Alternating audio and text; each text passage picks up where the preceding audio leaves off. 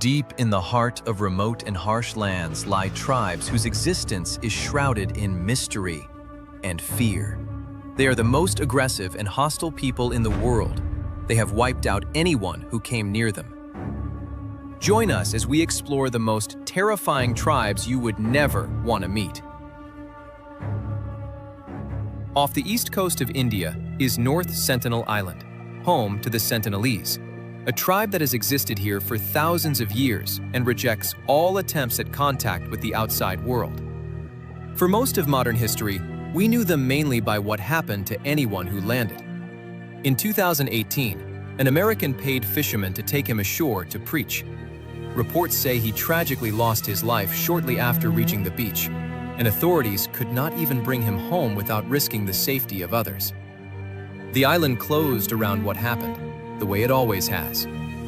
It would be easy to read that as pure hostility. The truth is stranger and more careful. India did once try the gentle approach. In 1991, a team led by the anthropologist Madhumala Chattopadhyay dropped coconuts as gifts, and for the first time, the Sentinelese waded out to accept them instead of raising their defenses. It was a genuine, peaceful exchange. And yet, by the late 1990s, the government deliberately pulled back from all contact anyway. The reason was not fear of the islanders, it was fear for them. A people with no immunity to the outside world can be devastated by something as ordinary as the flu. A single visitor carrying a common cold could threaten the survival of a community that has endured for centuries. The hands-off policy is not neglect. It is a decision, made after they proved contact was possible, that the kindest thing was to leave them be. Where are you watching this video from? Enter the number 1 if you agree with the Indian government's approach, or share any solutions that you think we could do better for them in the comments section.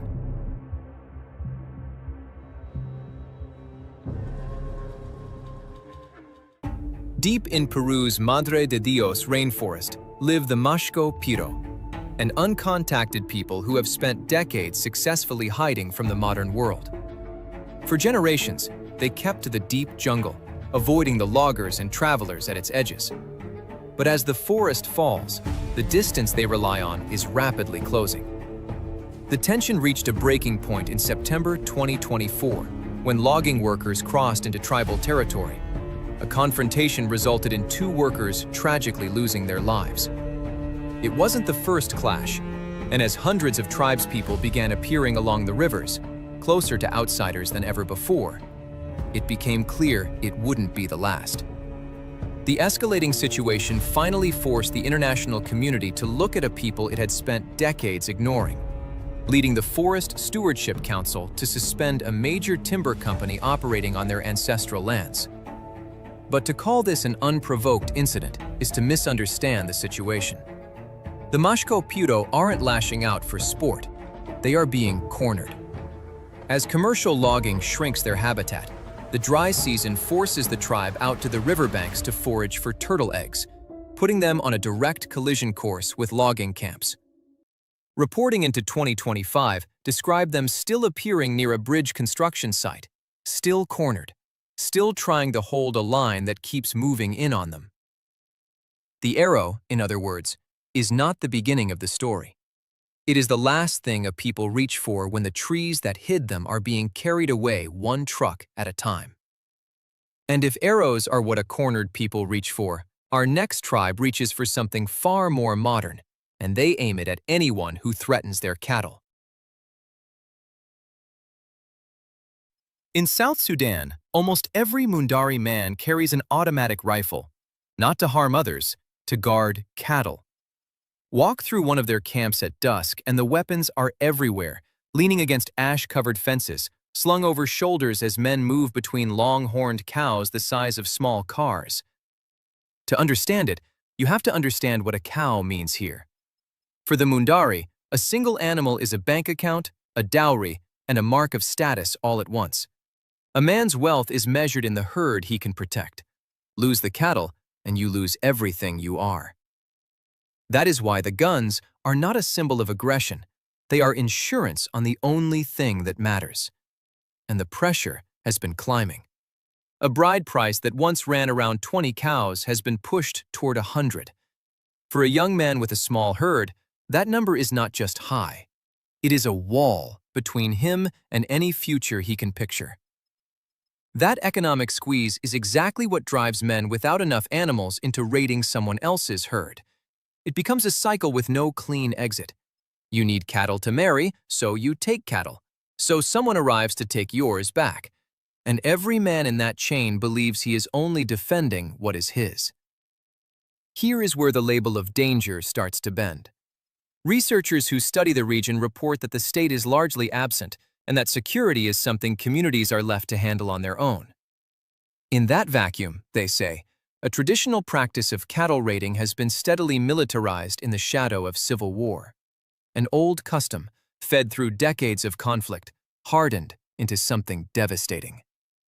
Look closely, and this is not some inborn love of violence. It is herders caught between an ancient tradition and a country that came apart around them.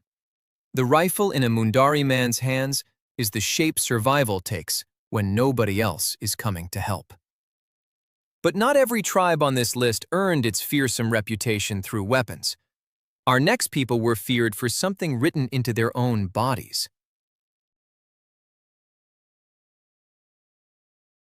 In the Zambezi Valley of northern Zimbabwe, a striking number of the Vadoma are born with feet that have only 2 large toes, splayed wide apart where the others should be.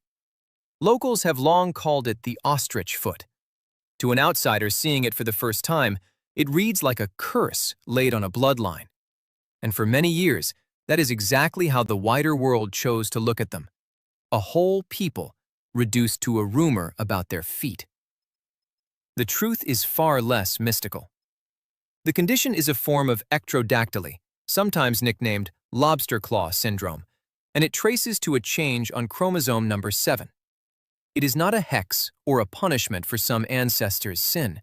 It is a variation written into the body's blueprint, the kind that turns up quietly in populations all over the world, most of the time in numbers too small for anyone outside a family to ever notice.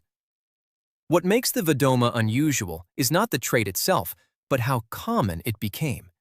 Because the community has lived in relative isolation and married within itself across many generations, a rare feature that would normally stay vanishingly scarce, instead spread through the group until a real share of children carried it. Geneticists have a clean name for this. It is a textbook case of the founder effect. In a small, cut-off population, a rare gene concentrates rather than dilutes, the same mechanism behind isolated island communities with unusually high rates of rare inherited conditions. And the people living it do not see tragedy. Those with the trait walk without trouble and are, by many accounts, remarkable climbers. They do not think of themselves as cursed. They think of themselves as different, which, it turns out, is all they ever were.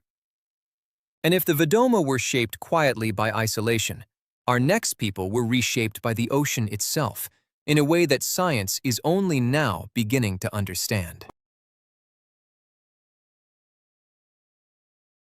The Bajau are often called the sea nomads of Southeast Asia, and the name barely captures it.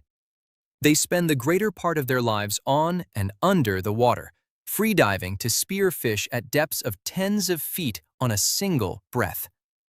Watch one drop below the surface, and it stops looking like a skill and starts looking like a different relationship with the ocean entirely. Some veteran divers have been recorded holding their breath for extraordinary stretches, far longer than an untrained person could survive. For a long time, that looked like pure discipline. Then, in 2018, a study in the journal Cell found something written deeper. The Bajau were shown to have spleens roughly 50% larger than those of a neighboring land-based group, in effect, a biological oxygen tank, shaped by natural selection acting on a gene called PDE10A.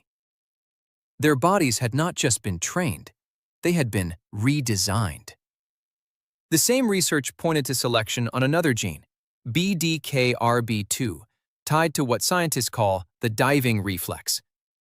When a Bajau diver descends, the heart slows on its own, and blood vessels narrow to drive blood toward the core. It is not only a bigger tank. The valves that regulate it have been tuned at the level of the genome, something no amount of athletic training alone can build.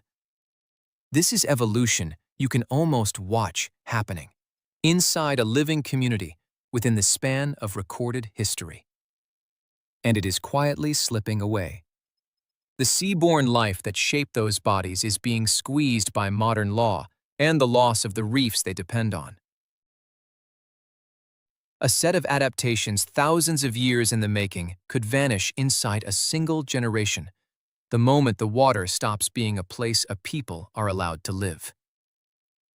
But if the Bajau were changed by the sea, our next peoples are being pushed to war by the land itself and by a sky that keeps growing hotter.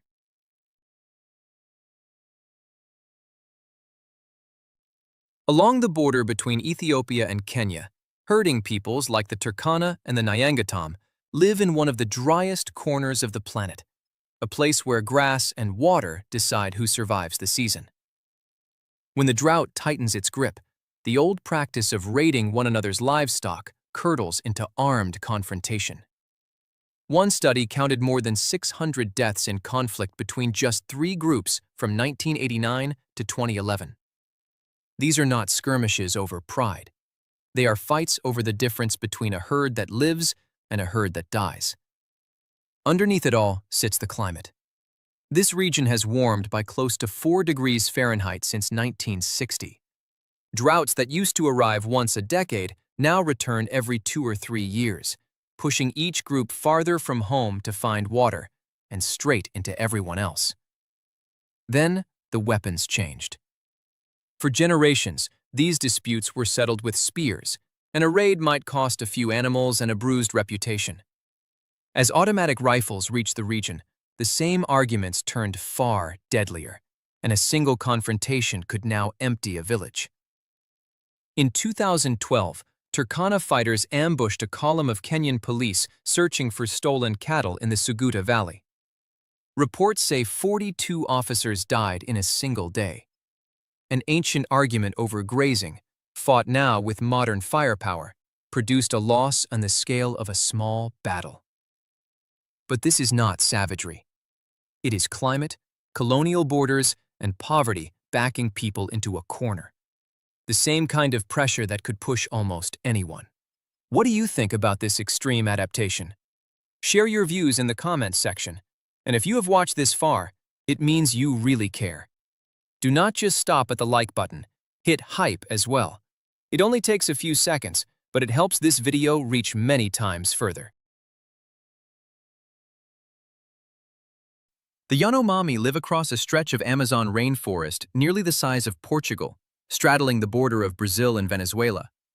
For a long time, anthropology sold the world an image of them as a highly aggressive and hostile people, a framing that scholars now dispute sharply, and one worth setting aside before it causes further harm. Because the most severe threat here does not come from the Yanomami, it comes for them.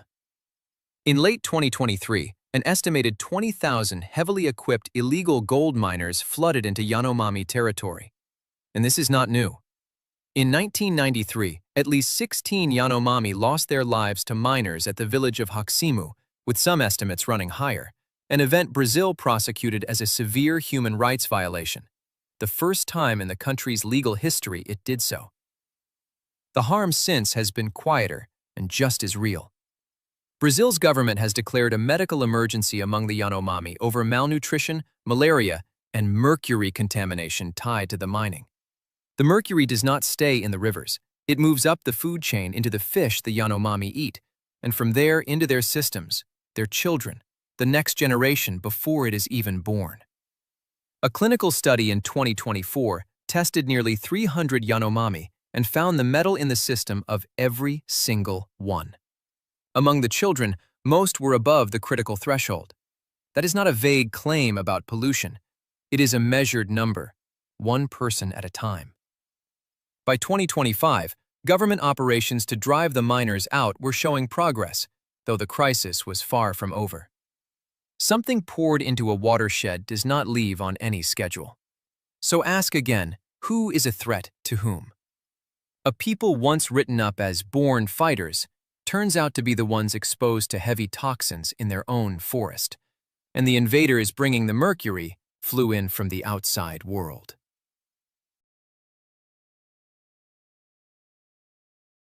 In the deep forests of Papua, the Korowai live in houses raised above the jungle floor. For years, they have been sold to the world as one of the last tribes on Earth rumored to practice the ultimate taboo. It's a label that guarantees clicks and viewers, but it hides almost everything true about who they actually are. There is a genuine historical root to the stories, but it has been heavily stripped of its context. Anthropologists documented that the practice was tied to a belief in the kakua, a malicious sorcerer believed to take the form of a loved one. Lacking an understanding of germ theory, the Korowai blamed the kakua for sudden deaths and disease. Consuming the kakua wasn't born from a random, savage appetite for human flesh. It functioned as a highly specific, terrible form of justice. Even the darkest chapter of their history was, in their eyes, an attempt to protect their people and restore balance. But then the cameras arrived, and the truth was bent to fit a script. Today, among groups with regular outside contact, the practice has faded. Instead, some clans simply reenact the old legends to satisfy thrill-seeking tourists and film crews. And it isn't just the violence that gets exaggerated, it's their entire way of life. The Korowai are famous for living in soaring tree houses, some supposedly towering up to 150 feet in the air. Yet everyday Korowai homes typically stand just 10 to 30 feet off the ground. The massive cinematic towers are incredibly rare. One missionary who lived there for 3 years reported seeing only a handful among hundreds of homes. The exaggeration is so pervasive that in 2018, the BBC admitted that a towering treehouse featured in its hit series Human Planet was entirely staged, commissioned and built specifically for the production. The wild image that launched 1,000 thumbnails was just a prop. So who do you think is hunting whom? The tribe, or the entertainment industry selling fear episode by episode? Please share your thoughts in the comments section, and if you found this information helpful, do not forget to hit the subscribe button and turn on the notification bell so you do not miss our upcoming journeys. The Batak of Palawan in the Philippines sometimes gets swept into online lists of frightening tribes, for no reason beyond being indigenous and keeping to themselves. It is the laziest kind of danger, assigned to people only because they are unfamiliar. And in their case, it is not just wrong. It is almost the exact opposite of the truth.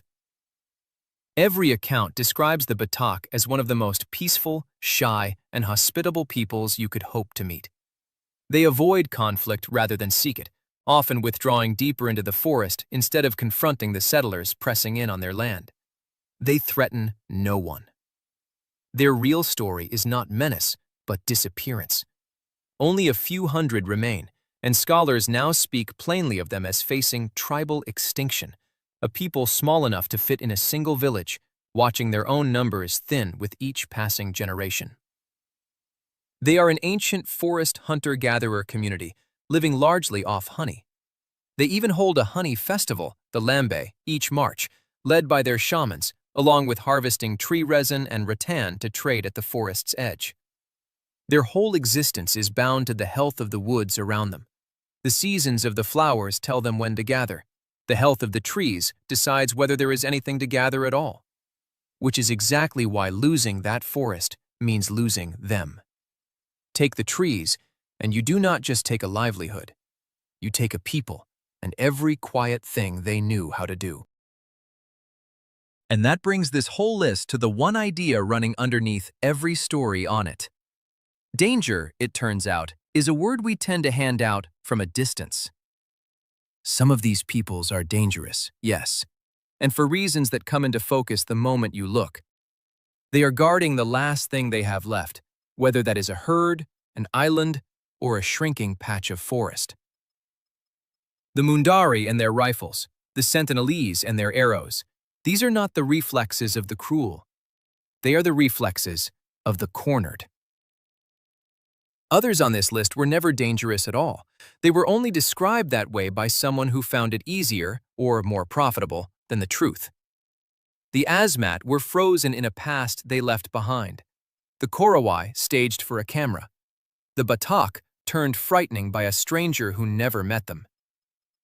An arrow in a rainforest is frightening, but the more unsettling thing, running under every story here, is how rarely we bother to ask what it is defending against, and how often the real danger turned out to be pointing the other way. So of all 10, which one made you rethink what that word even means? Tell me in the comments below. In 1982, an American Navy flight engineer made an emergency landing on a mountain ridge in Antarctica. While waiting for the plane to be repaired, he looked outside and saw something protruding from the ice. The massive object was neither ice nor rock.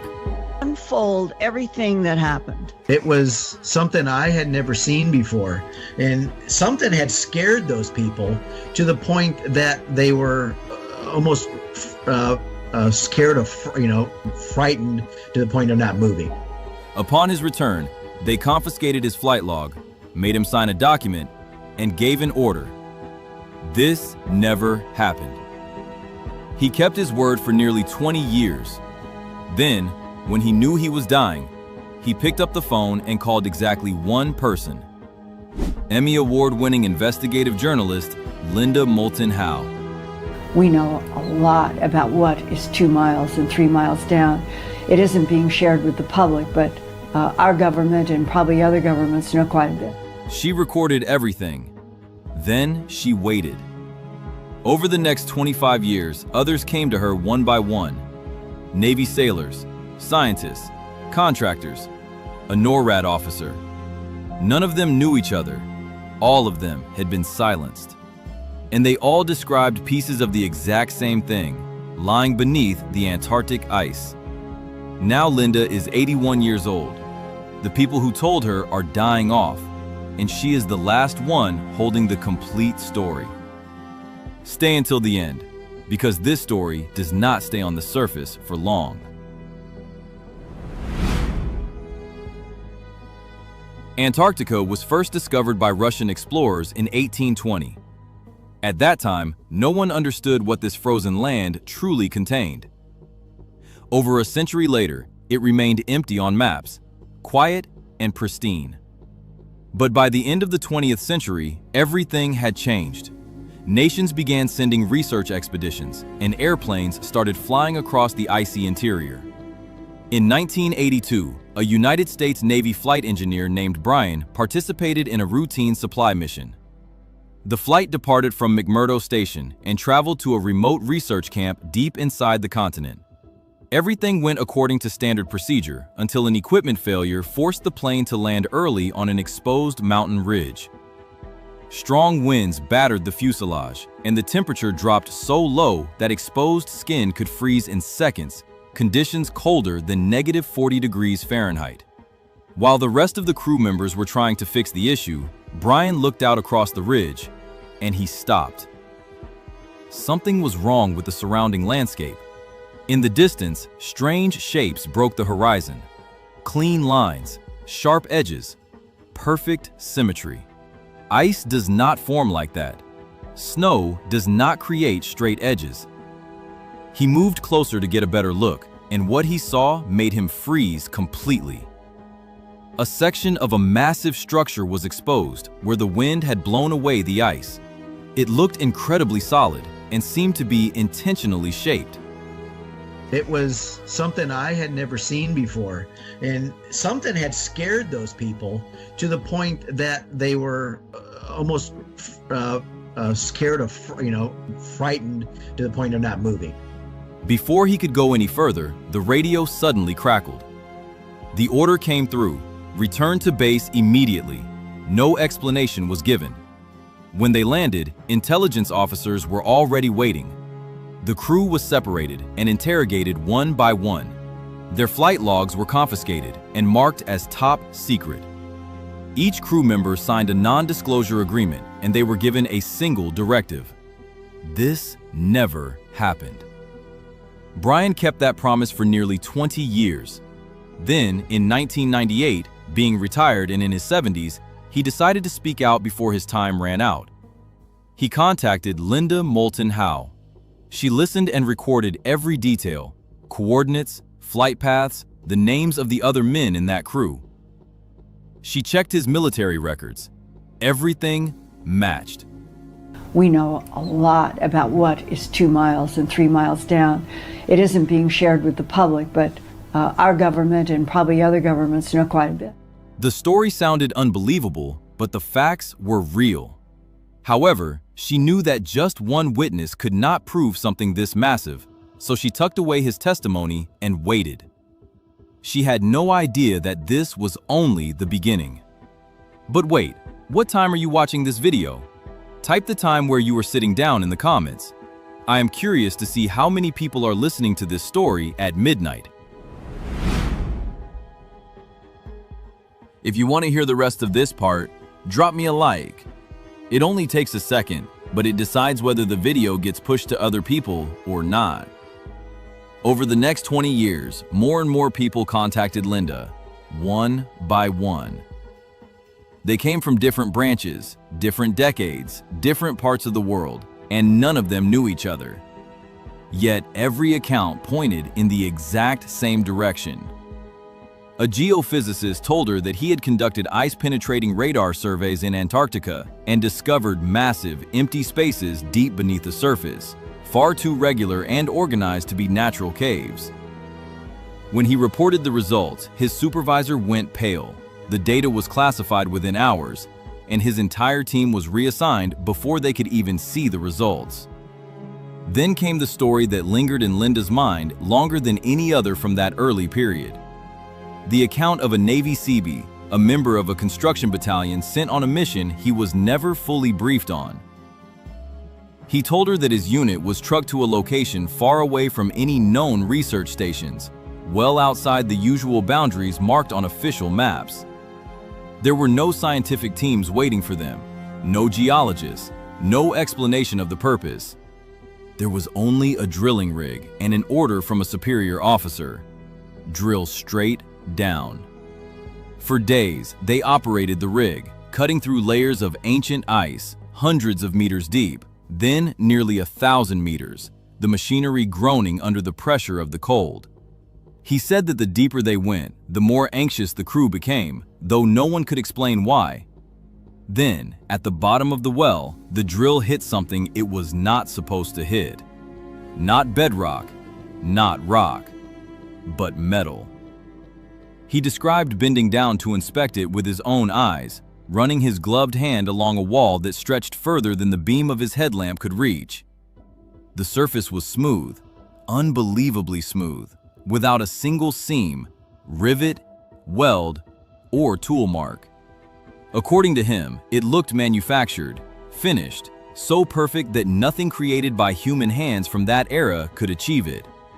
No rust, no pitting, no signs of age, despite being under dense ice for thousands of years according to the estimates of geologists in the area. He stood there in the pit, staring at a wall that he felt belonged to a factory built decades in the future, rather than buried under one of the most remote and ancient places on Earth. And he told Linda plainly that, right at that moment, he knew that someone, or something, had built it. Just hours after the discovery, officers who had never been introduced to this crew before arrived on the scene. The hole was sealed off, the equipment was confiscated, and everyone in the group was told the exact same thing Brian had been told years ago. This never happened. A scientist from Argentina's Esperanza base also contacted Linda around this time. He explained that his team would sometimes retrieve artifacts from ice cores dating back more than 12,000 years. Every time they found something unusual, the military would quickly arrive, take the samples away, and leave no records behind. No reports, no paperwork, nothing. A pilot shared an additional detail that stayed with Linda forever. While flying over the continent, he noticed a no-fly zone that did not appear on any official maps, an area where civilian flights were forbidden from entering. and even military pilots needed rare clearance to approach. When he asked his superiors about the area, the answer was very brief. Sensitive research. Do not ask again. Unfold everything that happened. Our mission was just a science resupply somewhere out on the western side of the continent. Linda spread all the testimonies across her desk. Different people, different decades, but the details linked together like puzzle pieces of the same picture. This was no longer an isolated, bizarre story. It was a pattern, and that terrified her. Because if it was true, it meant that something massive had been covered up for a very long time. She still needed stronger evidence. Then, in 2016, an incoming call changed everything she ever understood. We spent a lot of time recording and bringing you the most realistic perspectives. If you feel this content is valuable, give the video a hype. That is the simplest way to support the channel in continuing to make more videos like this. The source who contacted Linda in 2016 was a retired NORAD officer, holding a security clearance, whom she later called the most credible person she had ever interviewed in her entire career. He told her that beneath the ice of West Antarctica, at a depth of about 6 kilometers, there were structures that did not belong to nature. Not blocks of stone, not ice. They were constructed shapes, formed with absolute precision and purpose. Then came the detail that changed everything. These structures were older than the ice covering them. They predated the last ice age, meaning they were built over 12,000 years ago, at a time when Antarctica was a lush green continent with rivers and forests, not a freezing wasteland. He explained that these anomalies were first discovered during Operation High Jump in 1946 and 1947. A historic mission commanded by Admiral Richard Byrd. Officially, it was a training and research operation. Classified seismic data told a different story, capturing signals beneath the ice that did not match anything known in geology. For the next 70 years, the United States, Russia, and later China all conducted operations in the region, and according to this officer, they were never just simple research missions. They were salvage operations, extracting materials and objects from a fully buried complex, almost like a city beneath the ice. Some of the recovered items were still active, and no one fully understood their mechanisms. Linda demanded proof, and he gave her coordinates and redacted internal documents related to those exact locations. Finally, the puzzle pieces fell into place, and the story became much larger than she had ever imagined. 3 superpowers, 70 years, the exact same region of ice. Who do you think went down there first? Type the name of just one country, one word.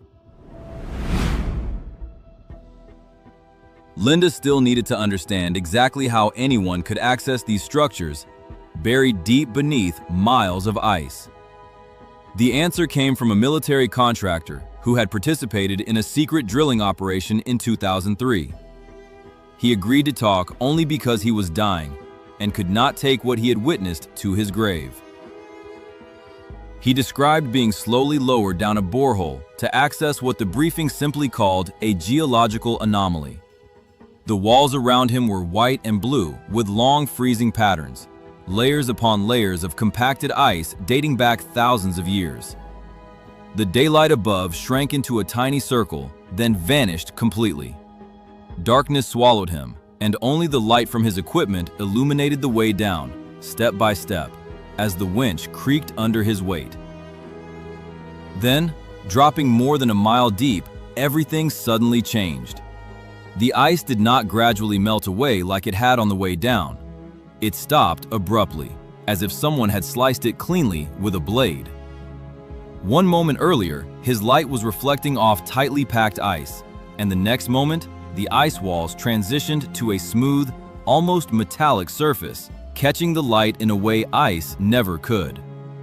He said the temperature even felt different at that point, the air suddenly becoming still and dry. He stepped off the platform onto solid ground, and the space around him opened up into something enormous. much larger than the narrow shape of the well. It looked completely unnatural. Symbols covered the walls in every direction, glyphs carved into shapes that did not match any known writing system on Earth, nor any language his team could recognize.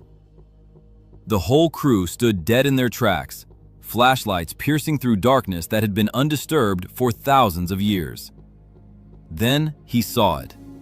Set deep into the far wall was a passageway, not a crack, not a natural fissure in the rock, but a constructed entrance, framed and carefully calculated, leading to a deeper place within this so-called place. He wanted to go in, but he was not allowed. Only specialists with dedicated gear were permitted to enter, and he watched them gear up and disappear through that passage with the calm and efficiency of people who had clearly done this before. He was brought back to the surface shortly after, paid a substantial bonus, and forced to sign paperwork threatening criminal prosecution if he dared to speak about what he had seen. Years later, facing a terminal illness diagnosis, he told Linda bluntly, "Everyone should know that we found something down there that could change history. If you were standing there, would you walk through that passageway? Type yes or no. No explanation needed."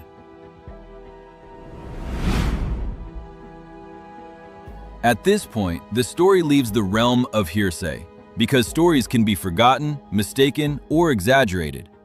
But the following three things cannot. They sit there, fixed, waiting for anyone curious enough to go check. First, the numbers. Over 25 years, witnesses came to Linda at different times from different military branches, and none of them knew each other's faces, but each person brought the exact same thing, a pair of coordinates. The mountain ridge where Brian saw the geometric shape protruding from the ice in 1982. The spot where the construction battalion was trucked to and ordered to drill straight down. The area the NORAD officer circled when talking about the complex beneath West Antarctica. 3 people, 3 decades, 3 entirely unrelated stories. When Linda placed those coordinates on the same map, they were not scattered. They clustered together. Second, the blacked out pages. Operation High Jump, the summer of 1946 to 1947. 4,700 men, 13 ships, 23 aircraft, under the command of Admiral Richard Byrd, the largest force ever deployed to Antarctica, for a mission officially described as training and research. A portion of the records from that operation has been declassified, and what is remarkable lies not in what can still be read, but in what cannot. There are lines blacked out midway through a perfectly normal paragraph. There are pages missing from between 2 consecutively numbered pages. The remaining text surrounding those blacked out spaces mentions seismic anomalies recorded beneath the ice, signals that do not match any known geological formations. You do not need to believe anyone. Those pages have been put online, intact, with the black marks still sitting right there on them. They are still there. Third, the entire archive. Instead of keeping it as her private asset, Linda opened it up. The testimony transcripts were anonymized, but left with enough military details, unit information, and service dates that anyone patient enough could trace the records back. Satellite images of those coordinates, which she claimed had some areas blurred or digitally altered before being released to the public. And alongside that came a challenge, sent directly to universities, independent research groups, and any nation possessing their own satellites. You have ice-penetrating radar, you have orbits. Fly over that place and see for yourselves. It was a rejected invitation. She did not ask anyone to believe her. She gave them exactly where to look. And if you know someone who always says that textbook history is complete, send this video to them. I want to know what they say. Then the sources started to pass away. Brian, the flight engineer who started it all with a single phone call in 1998, passed away in 2019. The NORAD officer, whose testimony assembled 2 decades of scattered fragments into a complete picture, died in 2022. The contractor, who only agreed to speak because he had received the terminal illness diagnosis, is no longer here to repeat his words. The rest are fading away in nursing homes, their memories dimming, and none of them have much time left. Linda, now in her 80s, realized something chilling. She is the last living person holding the complete story. If she stays silent for a few more years, 25 years of investigation, and the final wishes of dozens of men will dissolve as if they never existed. Not buried, just simply gone. So she published everything. And now comes the part that makes it hardest to sleep. Picture this. An 81-year-old journalist publicly alleges that multiple governments have spent 70 years secretly excavating an unnatural structure beneath Antarctica. She names the countries. She provides the coordinates. She releases declassified military documents. She invites the whole world to verification. The response from every government named was identical, without a single deviation. Absolutely nothing. Not a single denial. Not a single defamation lawsuit. Not a single press release calling this nonsense. Not a single spokesperson stood up to say that under that ice there is nothing but bedrock and 4 million years of packed snow. Think about how easy it would be to debunk it. One sentence, one line. There are no structures at those coordinates. End of story. The narrative dies within the week. Instead, there is silence. Month after month, then year after year. To Linda, that silence is not neutral. In 40 years of doing investigations, she says she has never received a clearer answer than that. What about you? What do you think the silence means? If you have watched this far, it means you truly care. Do not just stop at the like button, hit hype as well. It only takes a few seconds, but it helps this video fly many times further. Think about what must be true if all of this is real. That 12,000 years ago, before Sumer, before Egypt, before what textbooks call the dawn of civilization, someone stood on a green continent and erected something made of seamless metal. That the timeline of history we are taught is missing a chapter, and that for nearly 70 years, while the public heard about snow, wind, and penguins, there have been convoys heading to coordinates that are not on any map. And if you have watched all the way to this point, please leave a like and subscribe to the channel, because Antarctica is not the only place where people are forced to sign documents of silence. Spring 1989. A man sits in front of a camera, his face cast in shadow, his voice disguised. Then he says the thing he believes could cost him his life. Not because he is paranoid, but because he has calculated it very carefully.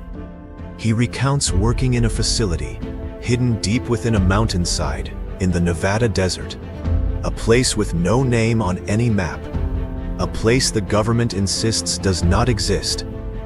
And inside, he says, there are ships, not experimental aircraft, not human creations, but machines from somewhere else, powered by an element that science would take another 14 years to create. He says he has laid his hands on one of them. His name is Bajau Lazar. Decades later, after a lifetime of being called a liar, he still maintains he has the proof. And this is what keeps the story from dying. Lazar is not a dreamer. He is a hands-on engineer who built working rockets as a teenager. The question, therefore, is not simply whether you believe him or not, but whether such a rational and practical person could invent such a detailed story and keep it completely unchanged for over 30 years. The most important whistleblower of the modern era, or the most elaborate hoax ever broadcast on television? Stay until the end, because by then, even you will have a hard time answering with certainty. Around 1988, Bajau Lazar received a phone call that most people would think was a prank. On the other end of the line was Dr. Edward Teller, the man history remembers as the father of the hydrogen bomb, one of the most powerful and controversial scientists of the nuclear age. According to Lazar, the two had met once, very briefly, at the Los Alamos National Laboratory. Teller had come to give a lecture. Lazar happened to be standing outside, holding a newspaper featuring an article about his jet-powered car. Teller glanced at the photo, stopped, and a conversation began. A small moment that seemed meaningless at the time, but enough for one of the greatest minds in American physics to remember the young technician who dared to talk about physics almost recklessly. So years later, when that unmistakable voice asked if he was still looking for a job, Lazar did not laugh, he listened. What followed was a machine of absolute secrecy. He was only told the work involved advanced propulsion systems, nothing more. He was interrogated, fingerprinted, and signed page after page of security agreements designed to bind a person to silence with the full weight of the federal government. Then came instructions that sounded absurd. He was not to go to any base with a familiar name. He had to fly to Las Vegas, and from there someone would take him further, to a place not on any map. And here is the remarkable part. The place he was taken to was not the Area 51 everyone has heard of. About 15 miles south of Groom Lake is another dry lake bed, smaller and more remote, Papoose Lake. It was there, at a facility codenamed S4, that Lazar says the real work took place. The structure was carved directly into the base of the mountain. The hangar doors were sloped, textured, and painted to match the natural cliff face. From the air, from a satellite, you would see nothing, just a mountain in the desert, like thousands of other mountains. Until the rock opened up. Before we step through that door, where are you watching this video from? Leave the name of your city in the comments. I am always curious about where in the world this story reaches. Lazar remembers the bus that brought the workers in. The windows were blacked out so no one could figure out where they were going. He remembers the armed guards. He remembers the atmosphere being so tense that people did not make small talk, did not ask about each other, and did not even look each other in the eye for long. Everyone understood, without anyone having to say it, that curiosity here was very dangerous. And then the first day arrived, the fateful day that split his life into two phases, before and after. He was led down a hallway. He remembers the polished floor, the sterile hum of the fluorescent lights, the smell of a place kept obsessively clean. He was taken to a hangar and basically told to look. And there, sitting on the floor of a facility hidden deep inside a Nevada mountain, was a disc, about 40 feet in diameter, made of metal. And it was that metal that caught his attention first. Not painted, not riveted, not bolted or welded like every aircraft he had ever seen or worked on. It looked as if the entire craft was cast in one piece, formed from a single, seamless piece. A curved surface with not a single seam or joint on it. His first instinct, the trained instinct of a man who had spent his life working with machines, was that it was ours, a prototype. Some exotic American aircraft classified so highly that only a handful of people knew of its existence. That assumption did not last long. The briefing documents he received did not describe a prototype. They described a fleet, 9 of them. 9 separate ships, each with a different size and design. Some were compact and sleek, some were wide and heavy. All were photographed, cataloged, and described in the dry, bureaucratic language of a government file. And the language in the text was not ambiguous at all. It clearly stated that these objects were of extraterrestrial origin. Some were recovered from crash sites. Others were acquired by the government through methods the documents did not fully explain. Lazar recalls reading those words a second time, then a third, waiting for them to take on some normal meaning. They never did. The machine he was assigned to study was the one the workers nicknamed the sport model because of its low, sleek, almost sculpted profile, and his description of this machine became the most technically detailed testimony he ever gave.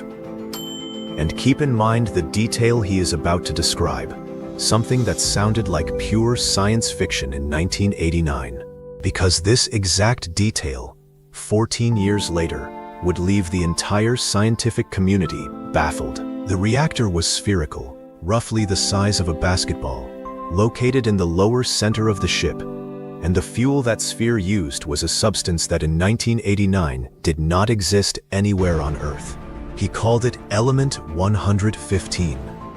According to Lazar's own description, a stable isotope of element 115, a kind never found in nature, would transmute into element 116 when bombarded by a proton beam, and right at that moment of transmutation, it would release antimatter.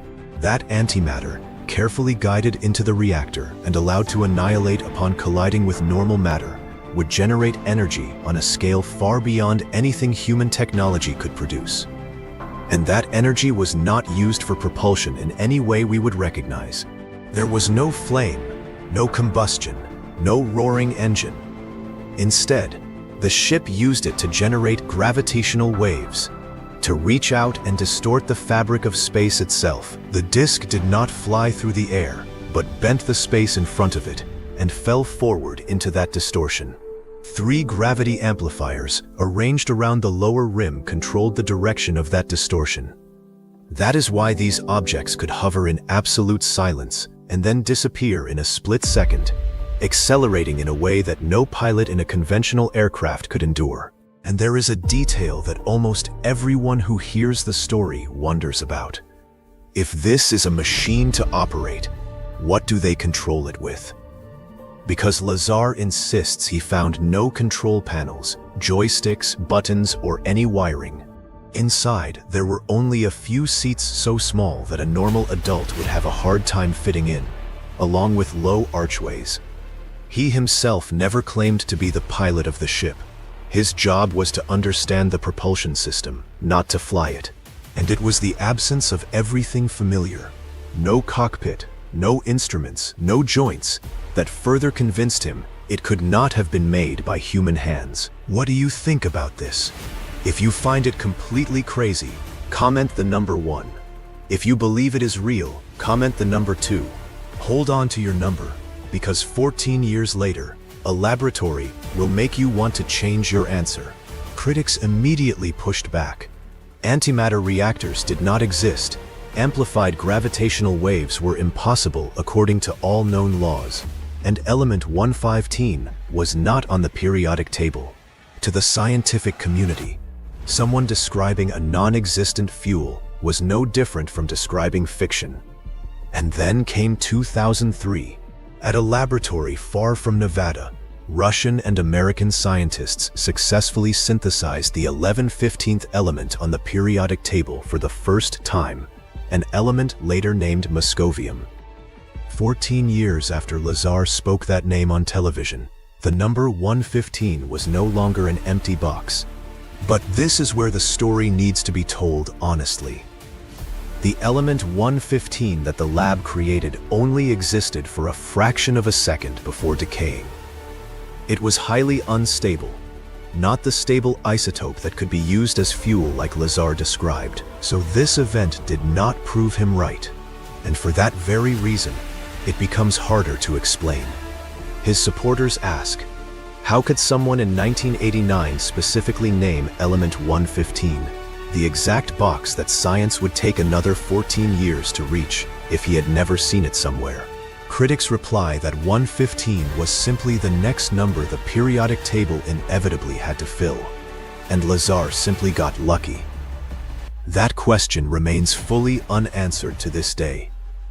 If you think this video deserves to be seen by more people, hit the hype button right below. Every hype will help this video get recommended more.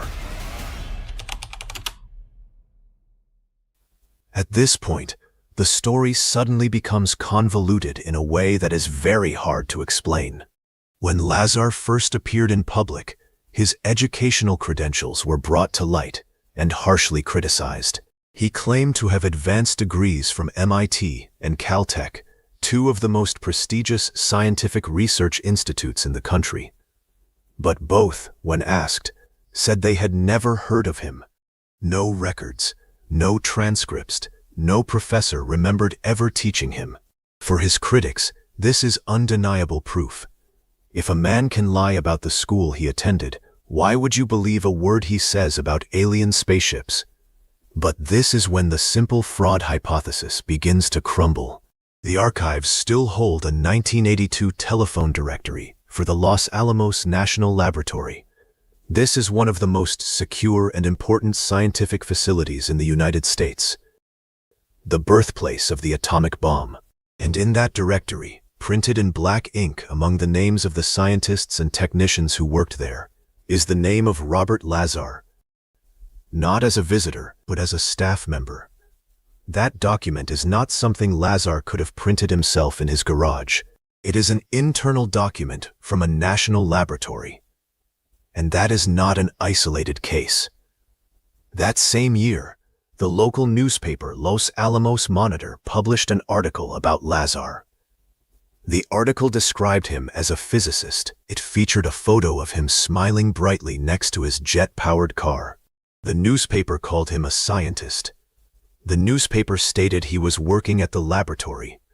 So this is the core contradiction of the man.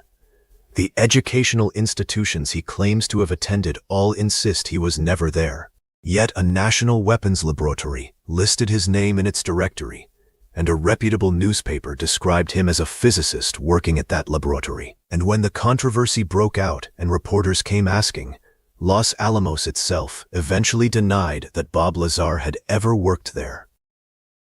How does a man's name appear in a lab phone directory and then disappear from the lab personnel records? According to skeptics, a liar can forge a phone directory. Supporters of the whistleblower reply that a whistleblower gets erased. The price he had to pay, in his words, was real and very specific. One night on a deserted desert highway, his car was attacked. A tire blew out while he was speeding, and he had to struggle with the steering wheel in the dark to keep the car from flying off the road. His house was broken into. He says he was followed, always feeling an invisible gaze tracking his every step, to the point where he began changing his schedule, changing his very way of life just to feel safe. The threats became serious enough to make even a gritty man like him falter. And years later, federal agents raided his business. Officially, it was a routine investigation. But Lazar believes what they were really interested in had to do with the very element that started the whole story. Element 115. Regardless of what kind of person Bob Lazar is, there is one thing hard to deny. He does not seem to enjoy the fame he created in the slightest. If you believe a story like this should not be buried again, leave a like on the video and send it to someone interested in this content. And do not forget to subscribe and turn on the bell so you do not miss upcoming discoveries. The story should have stopped here. A controversial man with claims no one could verify if the world had not started to change. For decades, even the hypothesis that officials were secretly studying unidentified flying objects was considered fiction. It was just the rambling of someone who watched too many movies. Today, the highest levels of the U.S. military publicly acknowledge encounters with unidentified aerial phenomena. They release footage recorded by their own pilots. They testify before lawmakers about objects that outperform anything in the known arsenal of any nation on Earth. The foundation of the argument has shifted. In 2017, the Pentagon released the famous gimbal video. Navy pilots encountered a fleet of unidentified ships off the coast of Florida in 2015, and there have been dozens of similar encounters in the years since. The craft in the gimbal video executes a mechanical turn into the wind without decelerating.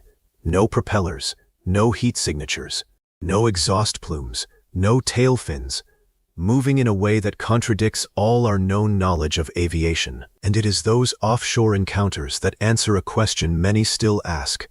Why does everything always seem to revolve around Nevada? Actually, it does not. Nevada is just where Lazar says the ships are stored and studied, chosen for its absolute isolation, no-fly zone, and existing secret aviation infrastructure. As for the encounters themselves, they span the globe. The wave of triangular objects over Belgium in the late 1980s, numerous reports in Brazil, and now U.S. Navy pilots off the coasts of both California and Florida. This phenomenon has never belonged to just one desert. The craft in the gimbal video executes a mechanical turn into the wind without decelerating. No propellers, no heat signatures, no exhaust plumes, no tail fins, moving in a way that contradicts all our known knowledge of aviation. When Bob Lazar watched that video, he said he had no doubts at all. The spacecraft in the video operates on an identical propulsion system to the one he described 30 years prior. Commander Dave Fravor, the Navy pilot who encountered the famous Tic Tac spacecraft in 2004, stated he does not believe the craft was built on Earth. He suggested its propulsion system could be anti-gravity. His description of the Tic Tac matches astonishingly well with what Lazar described about the sport model.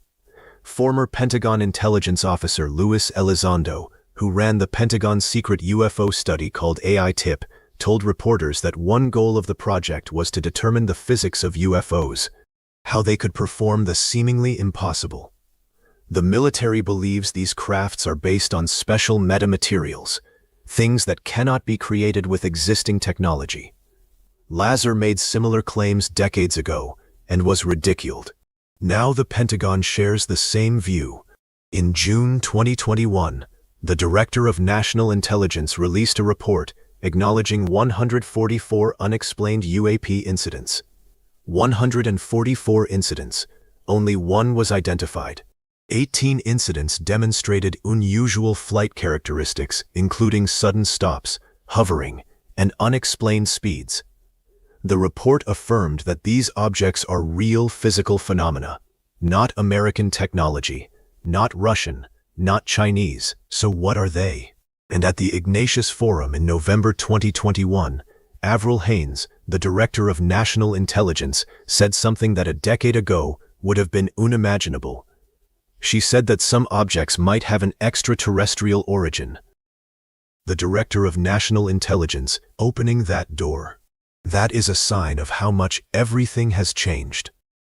Now let us put it all on the scale. In 1989, a man described a secret facility buried in a mountain in Nevada.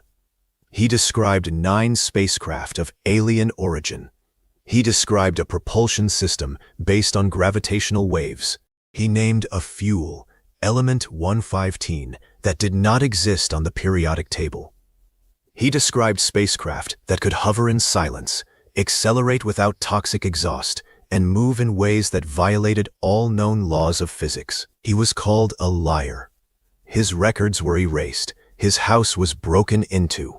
His car was attacked. His career was ruined. 14 years later, element 115 was synthesized in a laboratory. 30 years later, the Pentagon released videos of flying objects that perfectly matched his descriptions. 32 years later, the Director of National Intelligence stood in a Washington cathedral and said out loud the words extraterrestrial origin. Bob Lazar has not changed his story once in over 3 decades. Not a single detail, not a single retraction. He is simply waiting for the world to figure out the truth. Here is the question I want to leave you with today.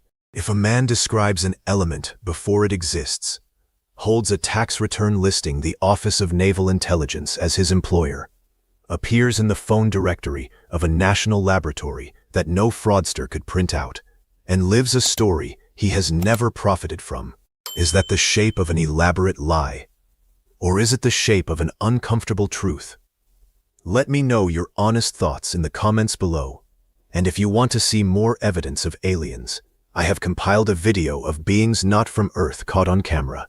Watch that video next. I have pinned it on the screen. I will wait for you there. 3 miles deep beneath the Antarctic ice sheet, scientists have just found something that shouldn't be there. Not a fossil, not a rock, but something that looks like a structure. For decades, we've been told that Antarctica has always been a cold, barren wasteland, lifeless, a white expanse at the edge of the world. But radar scans, satellite imagery, and ice cores are now telling a very different story of a world that was once warm, forested, and teeming with life, and a civilization that may have called it home long before history was recorded, then vanished in a catastrophe most people have never heard of.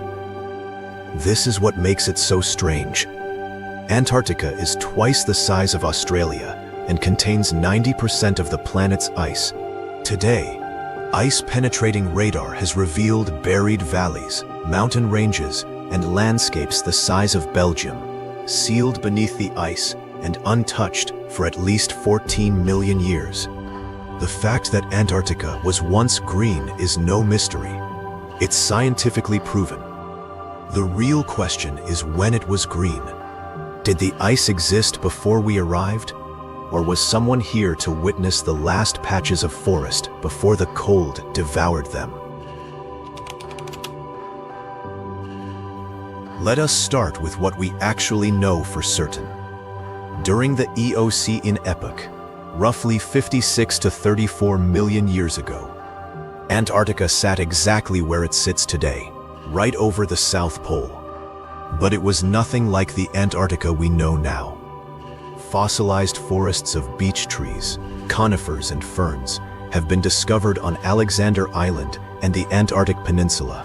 Some fossilized trees still standing upright, as tall as 23 feet, rooted in ancient soil. Temperatures at the time are estimated to have ranged between 55 and 70 degrees Fahrenheit, mild enough to support lush, temperate rainforests even through months of polar darkness. There was no massive ice sheet reflecting sunlight back into space, which meant the entire planet ran warmer as a result. Then everything changed. The supercontinent Gondwana broke apart. Australia and South America drifted away, and a stretch of water opened up between Antarctica and South America called the Drake Passage. That single geological event created the Antarctic Circumpolar Current, a massive ring of cold water that sealed Antarctica off from warmer currents to the north.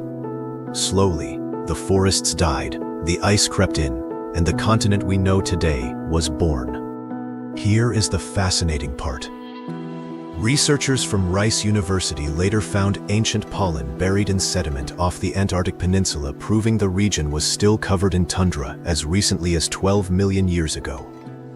That means Antarctica's transformation into a frozen wasteland did not happen overnight. It happened gradually, over millions of years, and some areas stayed ice-free far longer than anyone expected.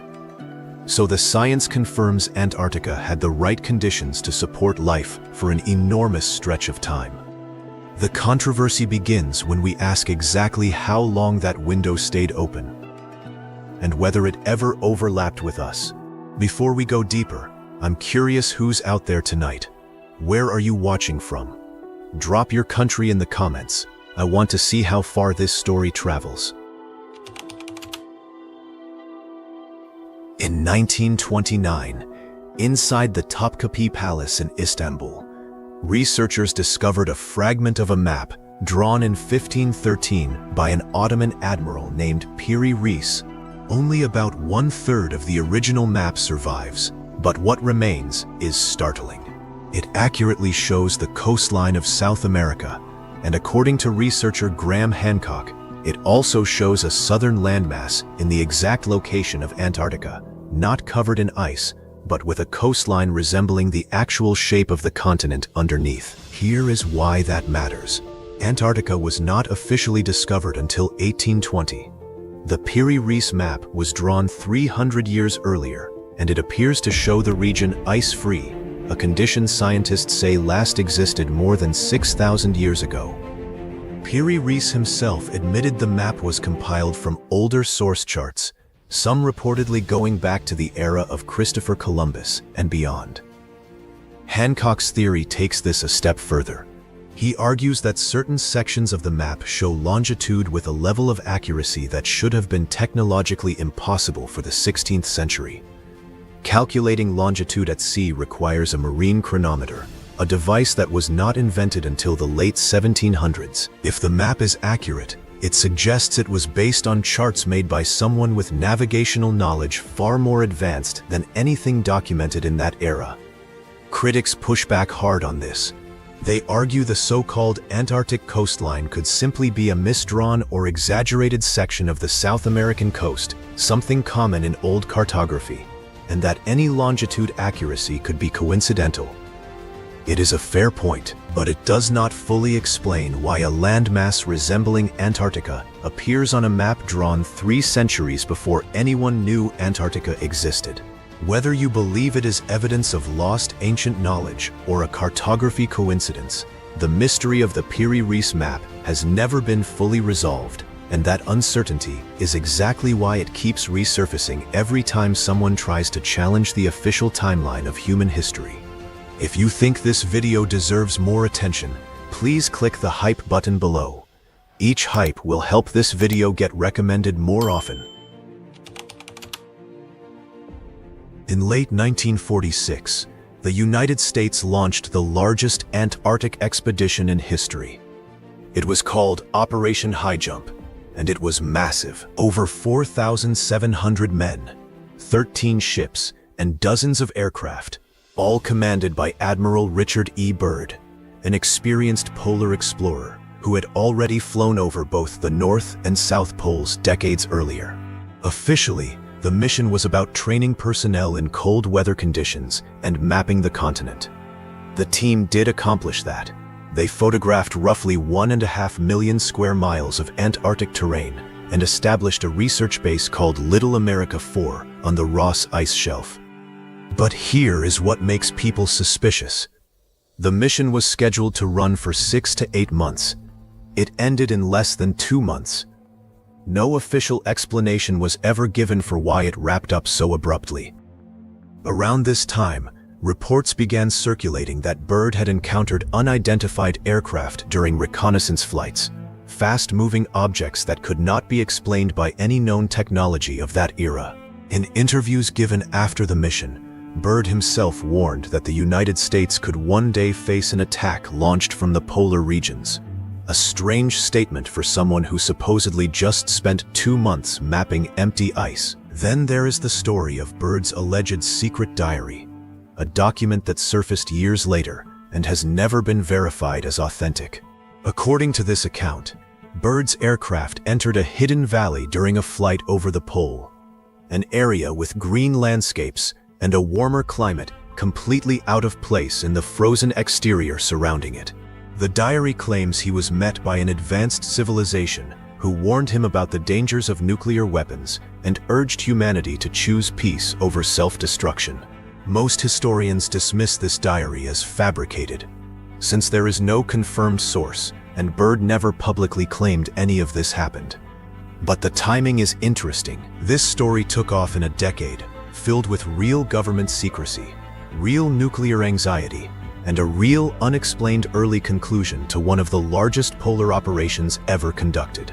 Whether Byrd actually saw something impossible, or whether the entire story was invented decades later, Operation High Jump remains one of the most debated events in Antarctic history, and it laid the foundation for nearly every Antarctic conspiracy theory that followed. Quick gut check. Do you believe Byrd actually saw something out there? Yes or no? Drop it below before we get to the part that's even harder to explain. Byrd's story is almost 80 years old, so let us come closer to the present. In November of 1995, a United States Navy C-130 flew out of MCM Uirttiachen on a routine run. 15 scientists from the National Science Foundation had set up a remote camp in Marie Byrd Land, and for several days they had gone silent, though protocol demanded a radio check every day. The crew flew tighter and tighter circles in clear weather. They could see everything: the huts, the fuel tanks, the snowmobiles lined up in a row. What they could not see was a single person. On the ground, it was worse. A month of supplies, a working radio, no tracks in the snow, no struggle, no bodies. 15 people had simply stopped existing. Then, more than a week later, the crew was scrambled back. The scientists were there radioing in a panic, begging to be pulled out that instant. They boarded in total silence. Not one word for the entire 2-hour flight. Some could not move and had to be unbuckled and walked out like sleepwalkers. Their equipment was locked away and, according to the account, shipped to Wright-Patterson Air Force Base, home of the Air Force's old UFO unit, Project Blue Book. Then 2 men from Washington told the crew the truth was simple. You did not see this. None of it happened. So you are probably already asking the obvious question. If this really happened, why not just put these scientists in front of a camera and let them tell us what they saw? That question is the whole heart of it. Because in every version of this story, the answer is the same. The people who could tell us are exactly the people who were removed from the record. The scientists were walked onto that second plane and never surfaced publicly again. The one man willing to describe that night, the flight engineer, will still only let himself be called Brian. Even the journalist who brought the account into the open, Linda Moulton Howe, was working from witnesses who refused to attach their names to any of it. The missing interview is not a gap in the story. According to the people telling it, the silence is the story. And to be fair, this account stands on a single witness. There is no photograph, no second crewman on the record, and even the documentary that made it famous tells you to take it with caution. But that same man described something else, unmarked craft crossing the ice at impossible speed, and on that point he is not alone.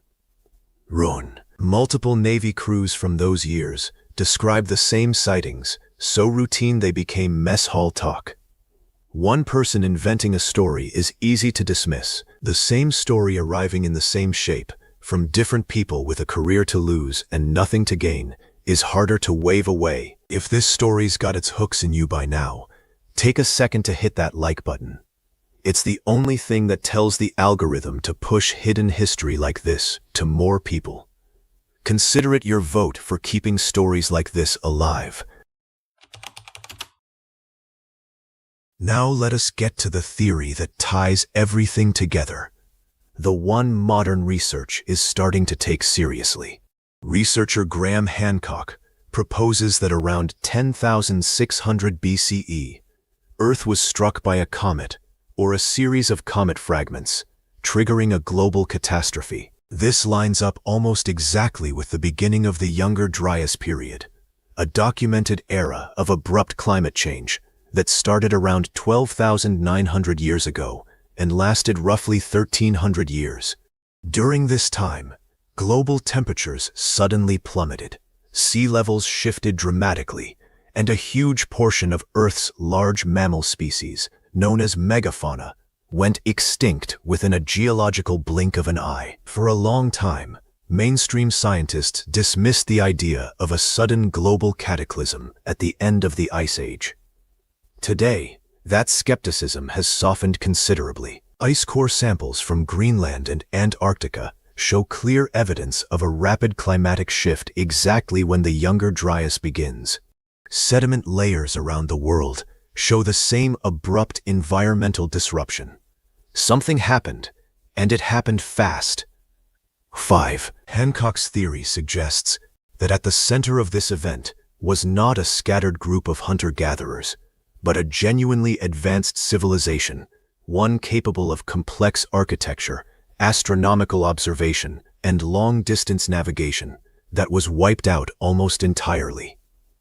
He points to sea levels rising 400 feet at the end of the last ice age, flooding coastlines and continental shelves where such a civilization could have existed, erasing almost all physical evidence of it. If true, this would explain something that has puzzled archaeologists for decades. Structures like Göbekli Tepe in Turkey, dated to around 11,600 years ago, show a level of architectural sophistication that should not exist for a culture believed to still be hunter-gatherers at the time.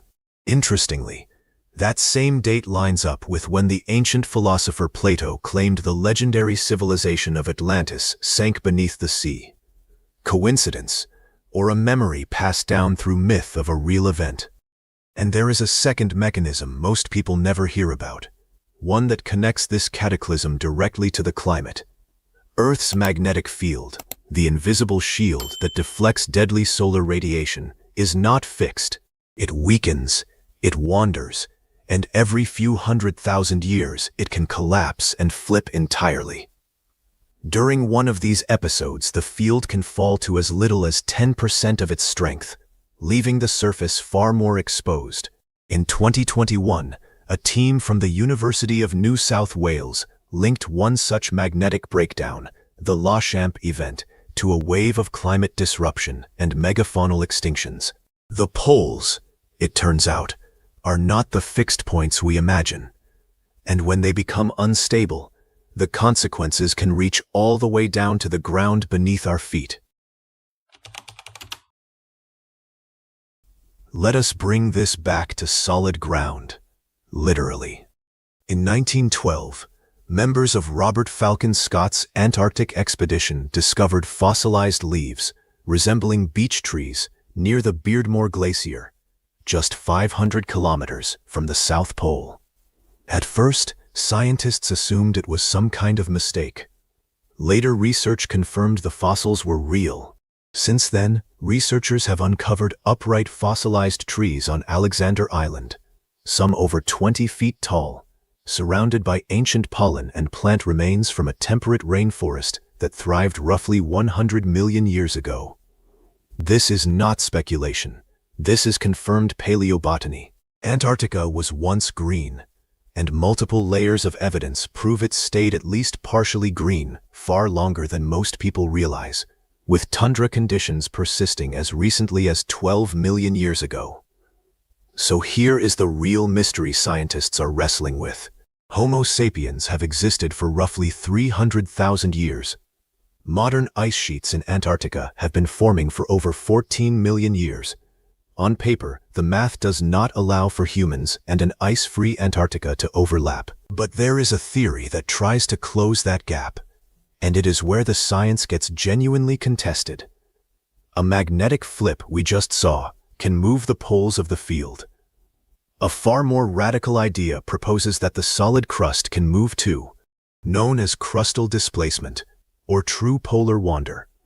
It suggests the planet's entire outer shell can slide over the molten interior beneath it, like the loosed skin of an orange turning around the fruit inside.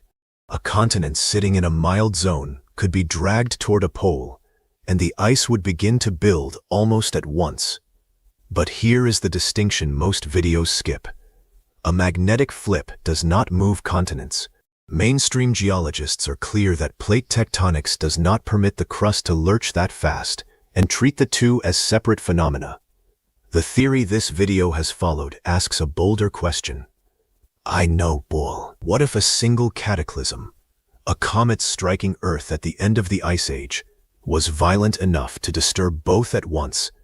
There is no accepted evidence that it did. But if it had, it would explain how a land now buried at the bottom of the world might once have sat far enough north to be green, warm, and seen. Still with me? If your version of history just cracked a little, let me know down below. The next stop isn't even in Antarctica. And the story does not end at Antarctica.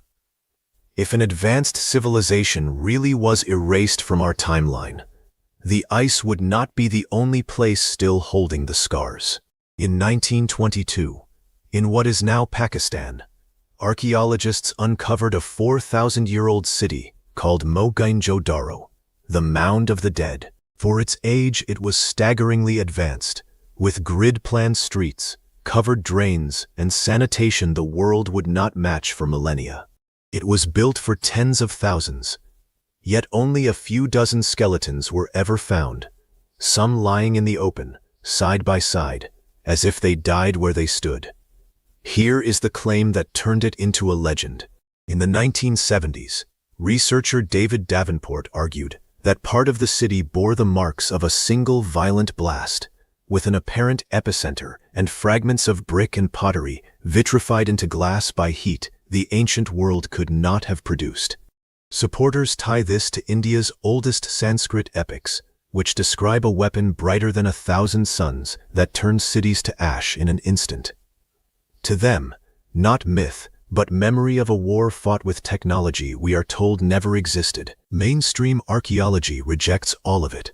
The city most likely declined slowly as its rivers shifted. The skeletons come from different centuries, and no blast layer or radiation has ever been found.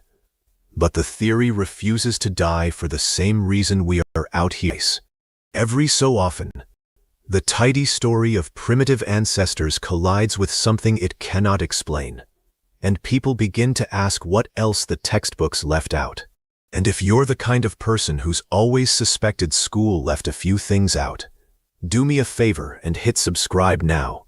This channel is built for exactly that itch. So where does that leave us? We have fossil evidence proving Antarctica was once warm and forested. A 300-year-old map that shows an ice-free coastline before Antarctica was ever discovered. One of the largest military operations in history, ending mysteriously early under an admiral who later warned of an attack from the poles. And a documented global cataclysm that lands at the exact moment ancient myths describe an advanced civilization slipping beneath the waves. None of this proves a lost world lies frozen beneath the ice, but it does prove the real story of Antarctica is nothing like the empty wasteland we were handed in school. Something happened at the end of the last ice age. Something erased an enormous slice of life on Earth almost overnight. And whatever it was, the ice is still holding on to it. But here's the part I saved for last. Everything we've talked about so far, the maps, the fossils, the theories, all of it comes from the edges of Antarctica. The parts we're allowed to see, because there is one place explorers have described for almost a century that never shows up on any modern map. They called it the ice wall, a sheer barrier of ice rising out of the frozen sea, and beyond it, something that 90-year-old expedition footage was never supposed to reveal. The men who filmed it came back changed. The footage was buried for decades. And when you finally see what waits on the other side of that wall, I promise you will understand why they tried so hard to keep it frozen. So don't go anywhere, because what comes next is the part of this story they really didn't want you to find. A giant, hairy creature suddenly stands upright and walks on 2 legs like a human. An unidentified object possesses a speed that breaks every law of physics. A strange, pale, almost transparent figure wanders among the tombstones. Let us explore the disturbing things that drones accidentally captured in remote places. A man was flying his drone near the Blue Ridge Parkway, filming the winding road and the still forest stretched out below him. From the air, it looked completely peaceful, the kind of shot you would use to relax. But when he sat down to review the footage later that night, something stopped him cold. Deep inside the tree canopy, 2 tall trunks were swaying back and forth, slowly, as if they were alive and breathing. He watched the clip over and over, but he could never explain why only those 2 trees moved, or what was truly standing beneath them, shaking the trunks from below. And if you think trees moving on their own is strange, wait until you see what a research team found growing where no light should ever reach. During an expedition in the Oregon wilderness, a research team sent a drone into a dark, abandoned mine shaft and uncovered a massive network of underground tunnels. But the strangest part was not the size of it. The camera captured lush green foliage arranged neatly into shapes that looked like nests, deep underground where no sunlight could ever reach to grow a single plant. Then, without warning, the drone signal went dead in an abnormal, abrupt way. When they finally retrieved the machine, they found strange tufts of thick fur caught on the equipment. The mystery peaked when a nearby security camera captured a giant, hairy creature suddenly standing upright and walking on two legs like a human. Could this underground maze be the secret lair of Bigfoot? Please share your speculations in the comments section. Now, from deep underground we go straight up into the sky, where a film crew caught something moving faster than physics should allow. This began in 2016 in the desolate outskirts of Beaver, Utah, where a film crew accidentally captured some of the clearest raw footage of an unidentified flying object ever recorded.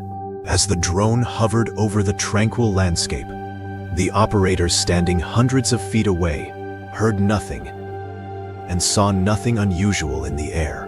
The terror only struck that evening, back in the hotel room, when the cameraman came in pale with shock to report something crazy had made it into the frame. When they slowed the original file, shot at 60 frames per second, they discovered a halo-shaped object plunging through the valley at a very low altitude before tearing past the lens. By cross-referencing maps, they realized the silent object had traveled 3.5 miles in just 1 second, with no sonic boom at all. A speed that broke the laws of physics, a path that made no sense. It disturbed them so deeply that they hid the footage for years. But not every terror in these files is a mystery.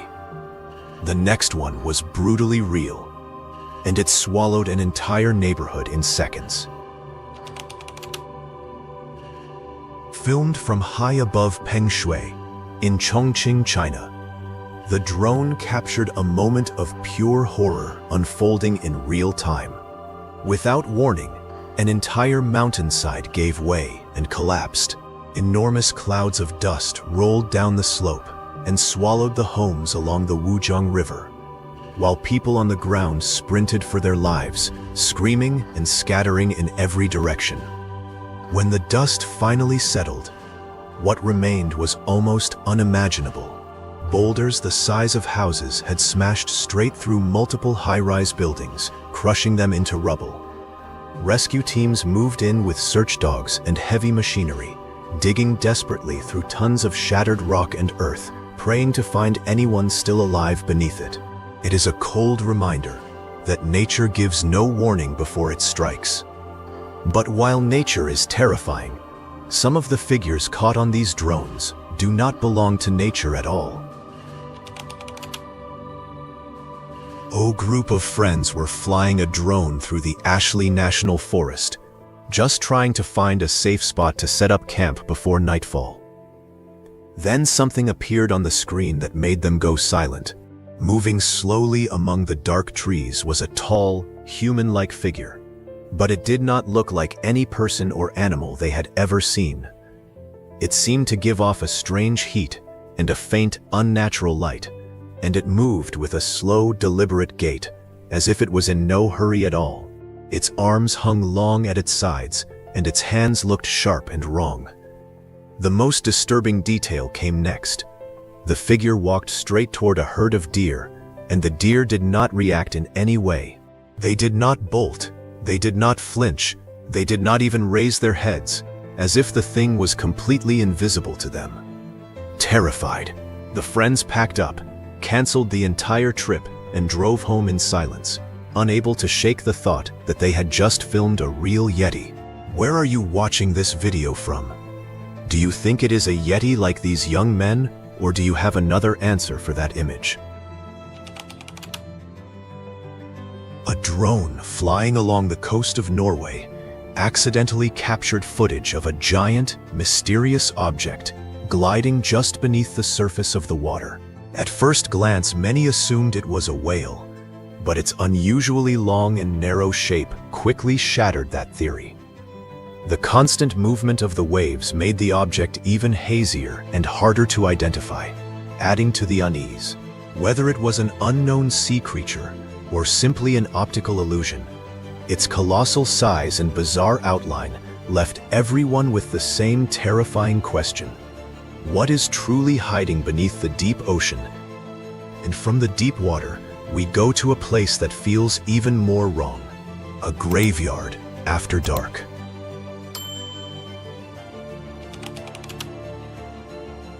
Seven. Ghostly figure in the graveyard. When flying a drone over a graveyard at night, a man named Rusty Tucker accidentally captured a haunting moment that has stayed controversial for a decade. The footage shows a strange, pale, nearly transparent figure lingering among the tombstones. The truly chilling part comes next. The moment the figure noticed the drone, it hurriedly crouched to hide, then suddenly shot straight up and ran off into the night. Its bizarre shape and impossible movement sent chills down the spine of everyone who watched. Was it a supernatural phenomenon, a witch, or just a prankster wandering the cemetery after dark? To this day, no one has proven what that graveyard entity really was, but not every danger caught on camera comes from the other side.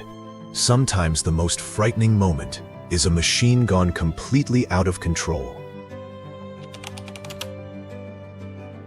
A routine military exercise in Russia turned into a horrific disaster in seconds.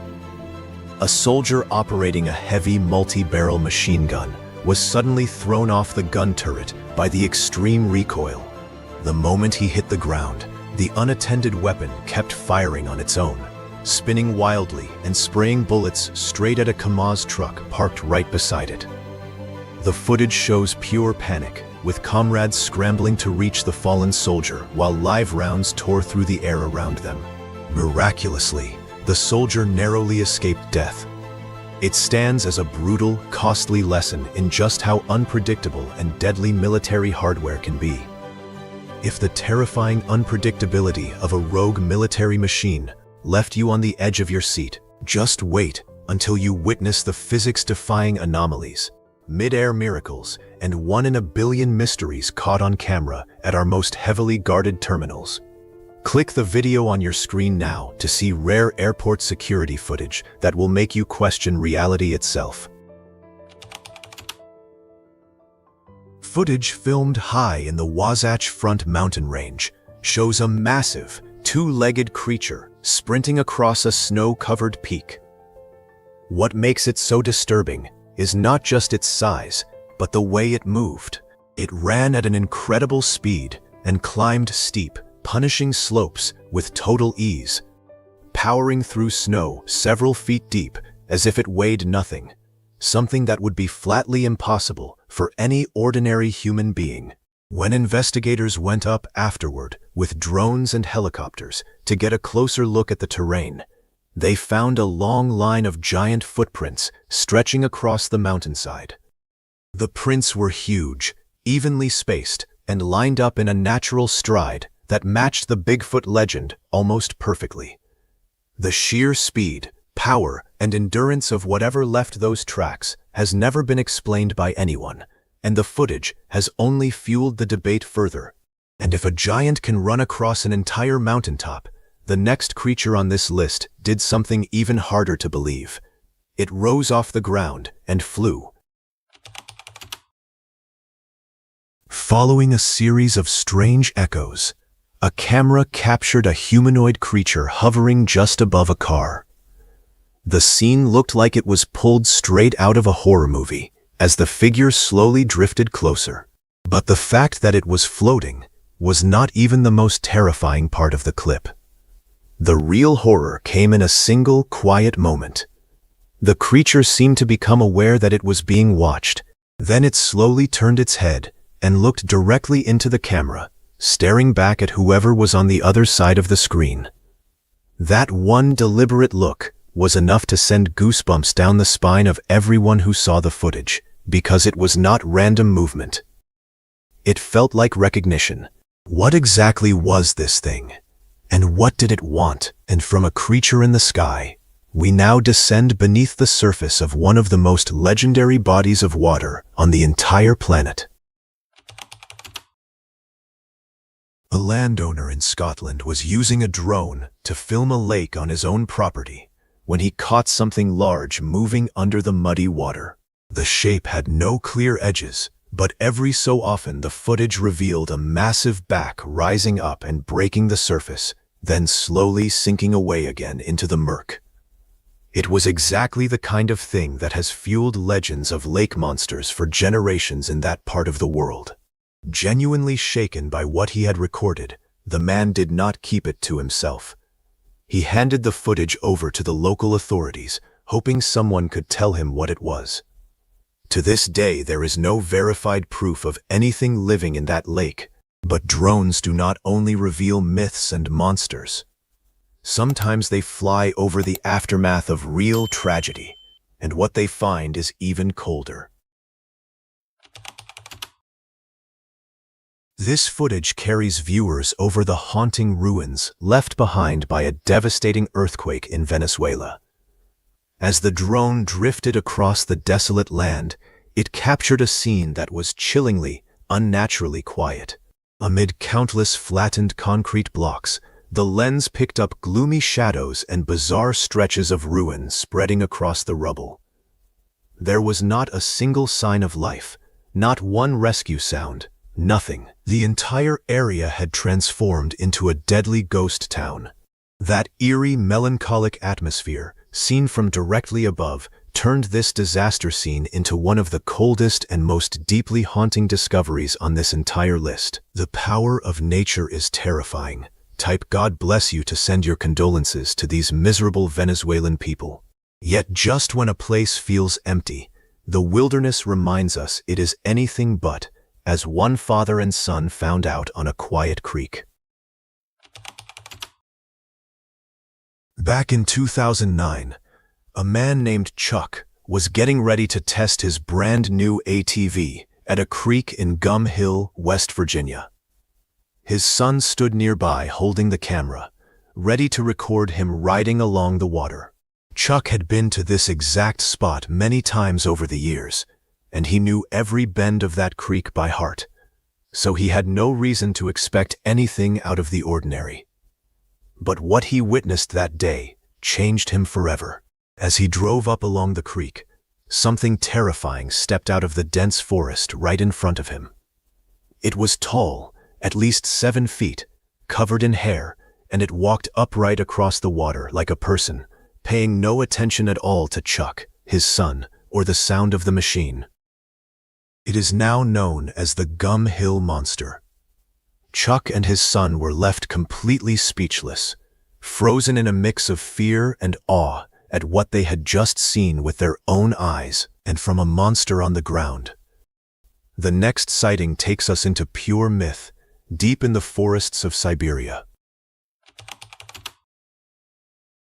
On November 25, 2002, a man was exploring a dense forest in Siberia when he saw something that no one would ever believe without video evidence to back it up.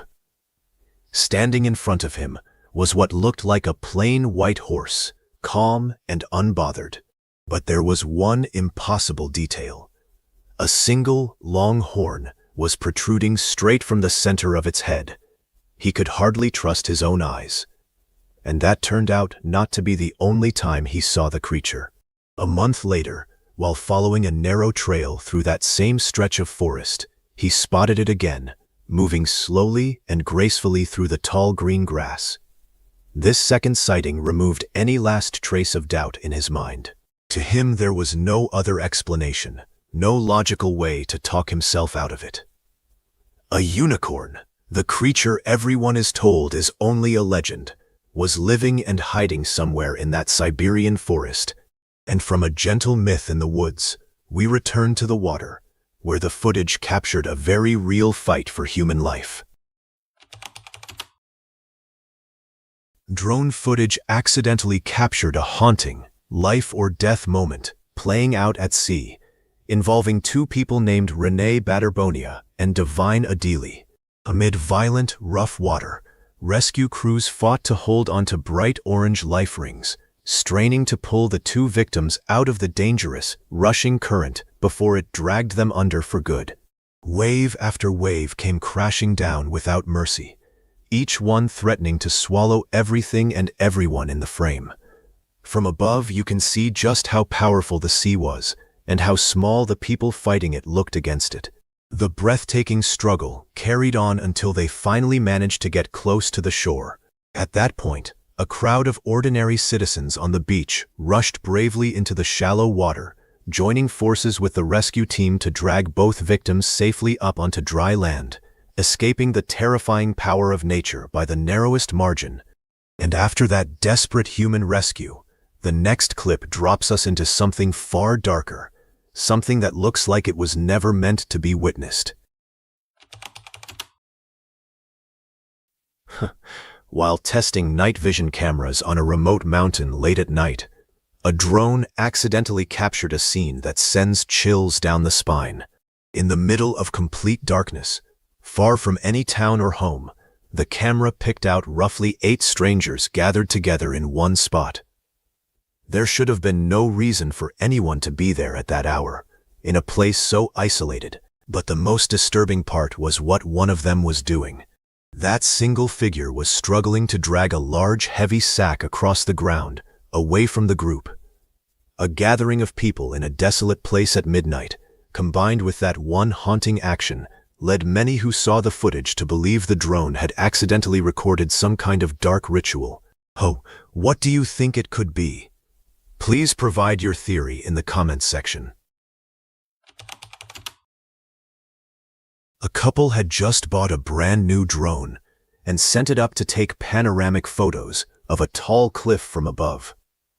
At first, everything in the frame seemed completely normal, just rock, sky, and open landscape. Then they noticed 2 horses moving in the distance far below them. That in itself was nothing strange, until they looked closer at one of them.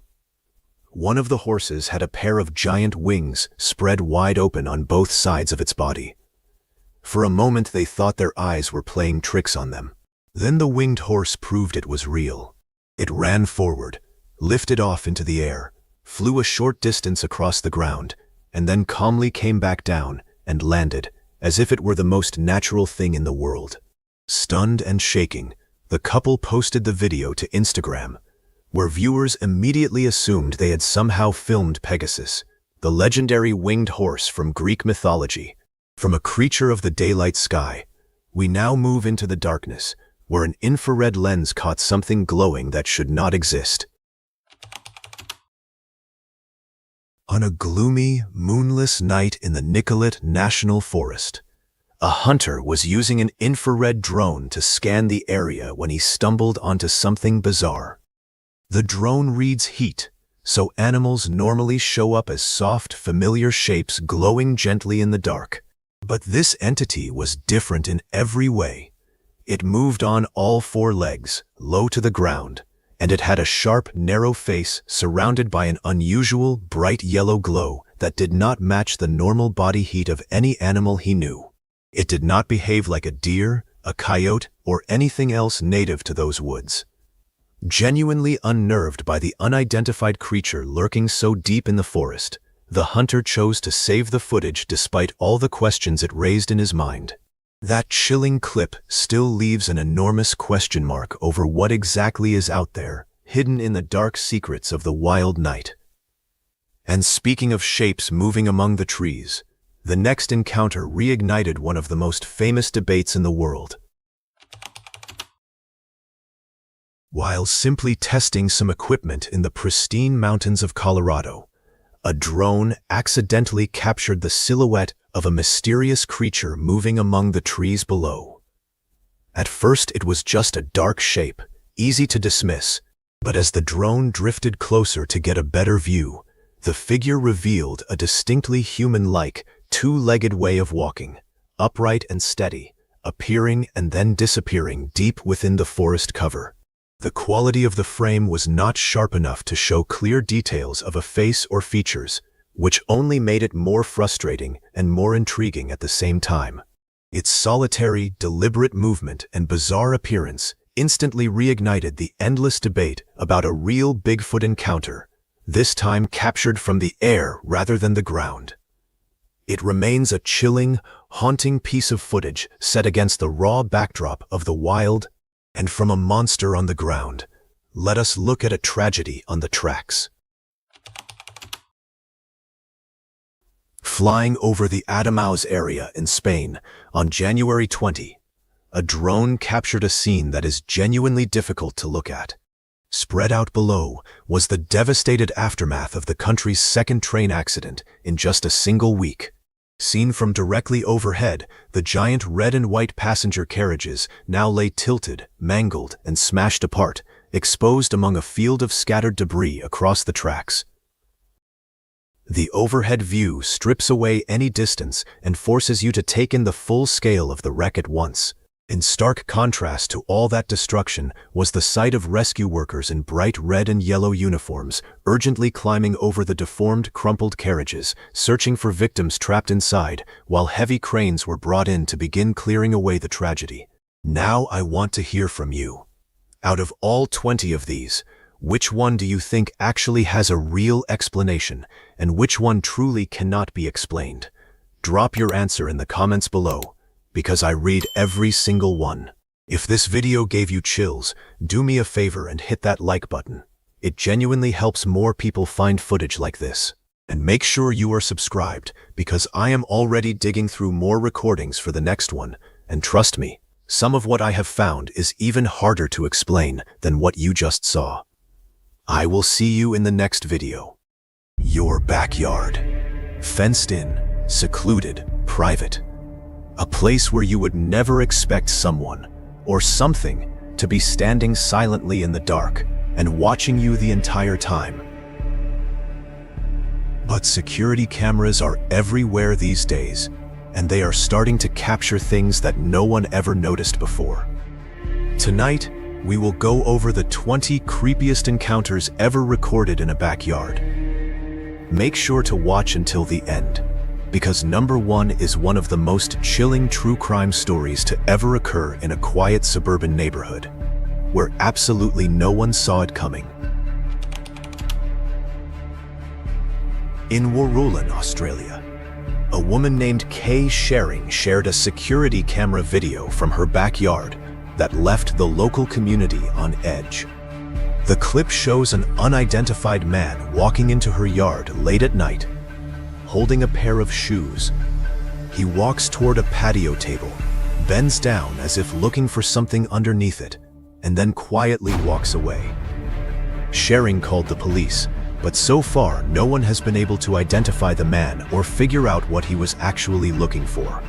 The most logical explanation is that he was checking surrounding gardens for unlocked or unattended items to steal. However, witnessing a stranger calmly walking into your yard at night, holding someone else's shoes, is enough to make anyone double-check their door locks. Henning, before we move on, let me know what time you are watching this video. Leave the time in the comments. I am curious to know who is watching with me tonight.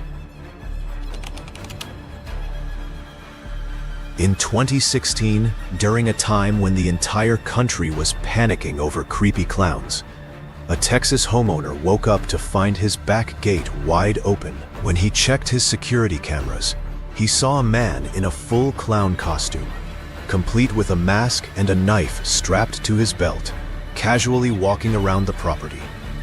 This person looked through the windows and checked every door, clearly looking for a way inside. Although many clown sightings that year turned out to be harmless pranks, this one seemed different because of the knife and the calm, cautious way he moved around the house. He eventually gave up and walked away. A police report was filed, but no arrests were made.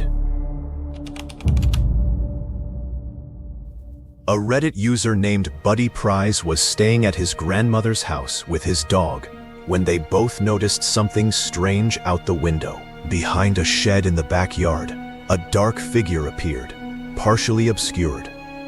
A few moments later, it vanished. The user mentioned that his grandfather had passed away just a year or two prior, and some people online wondered if the figure had something to do with him. Others were not so sure if it was anything harmless. Dam True Beal. No follow-up video was posted, and no explanation was given, so the identity of whatever was standing behind that shed remains a complete mystery. If you think this video deserves to be seen by more people, hit the hype button right below. Every hype helps this video get recommended more. Joey Wilson, a family man in Sacramento, California, began noticing something unsettling about one of his neighbors. An elderly woman kept showing up at the edge of his yard, poking her head out to watch him from behind the bushes. Worried that she might be lost or confused, he called the police. But when they arrived, there was no trace of her, not even footprints. Eventually, Wilson caught her on camera again, and what he saw made the situation seem less like confusion and more like something intentional. Her face looked pale, and her movements seemed unnatural as she crawled through the brush. He built a fence to block off that area, but the sightings continued. The night before Thanksgiving 2020, Joey Archer, his wife Beth, and their 2 young daughters were fast asleep in their home in Rainier, Washington. Around 6:30 a.m., they were startled awake by the incessant ringing of the doorbell. Joey rushed to the front door, thinking a neighbor was in trouble. Meanwhile, Beth checked her security camera footage and realized her car was gone from the driveway. Then she saw something even worse. A strange, bearded man was trying to break into Joey's car with a shovel. Realizing he was unstable and potentially dangerous, Joey didn't confront him but called the police, helplessly watching him vandalize. Beth quickly woke the children, telling them to climb out the bedroom window and run to the stable to hide. As the children escaped, the intruder shifted his attention from the car to the house, shovel still in hand. When he smashed the front door, Joey snatched the shovel, hit him twice, chased him out into the yard, and restrained him until the police arrived. Reviewing the footage, the family discovered he had been in the house for nearly 30 minutes before everyone woke up, ransacking the garage, even backing one of their cars into a ditch. He was charged with burglary, trespassing, and attempted car theft. Joey called it every father's worst nightmare and urged families to invest in home security. If it were you, would you fight or flee? Type F8A if all EE below. At a remote property in the Cumberland Plateau region of Alabama, the security system was triggered late at night by movement in the backyard. When the homeowner reviewed the footage, a pale, humanoid figure appeared simultaneously on multiple cameras. Instead of walking normally, it ran, crawled, and weaved through the trees in a highly unnatural manner.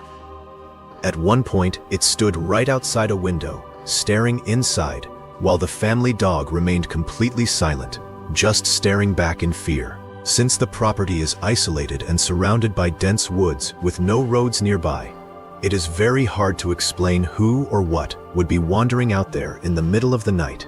Some viewers suggested it was an AI-generated image, but the fact that it consistently appeared on multiple different camera angles makes that theory less likely. The next case is a series of events compiled from security footage over a period of about 5 months. It started in January 2017, when a man pulled his car up next to a woman and offered her a ride. She politely declined, but mentioned that she lived nearby, a detail she would later regret sharing. The very next day, that same car was spotted parked near her house, captured by the backyard security camera.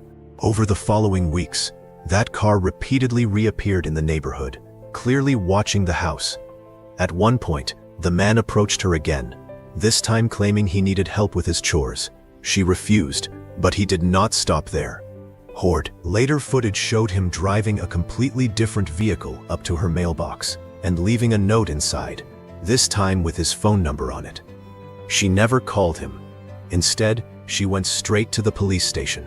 Several people who viewed the footage online believe he was simply waiting for the right moment to carry out an ABIDU.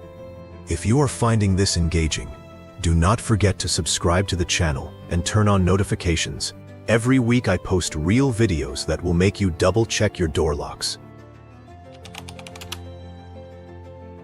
One night, TikTok user JJ Sessaker received a doorbell notification, and upon reviewing the video, she saw a man standing perfectly still, staring straight into the camera lens.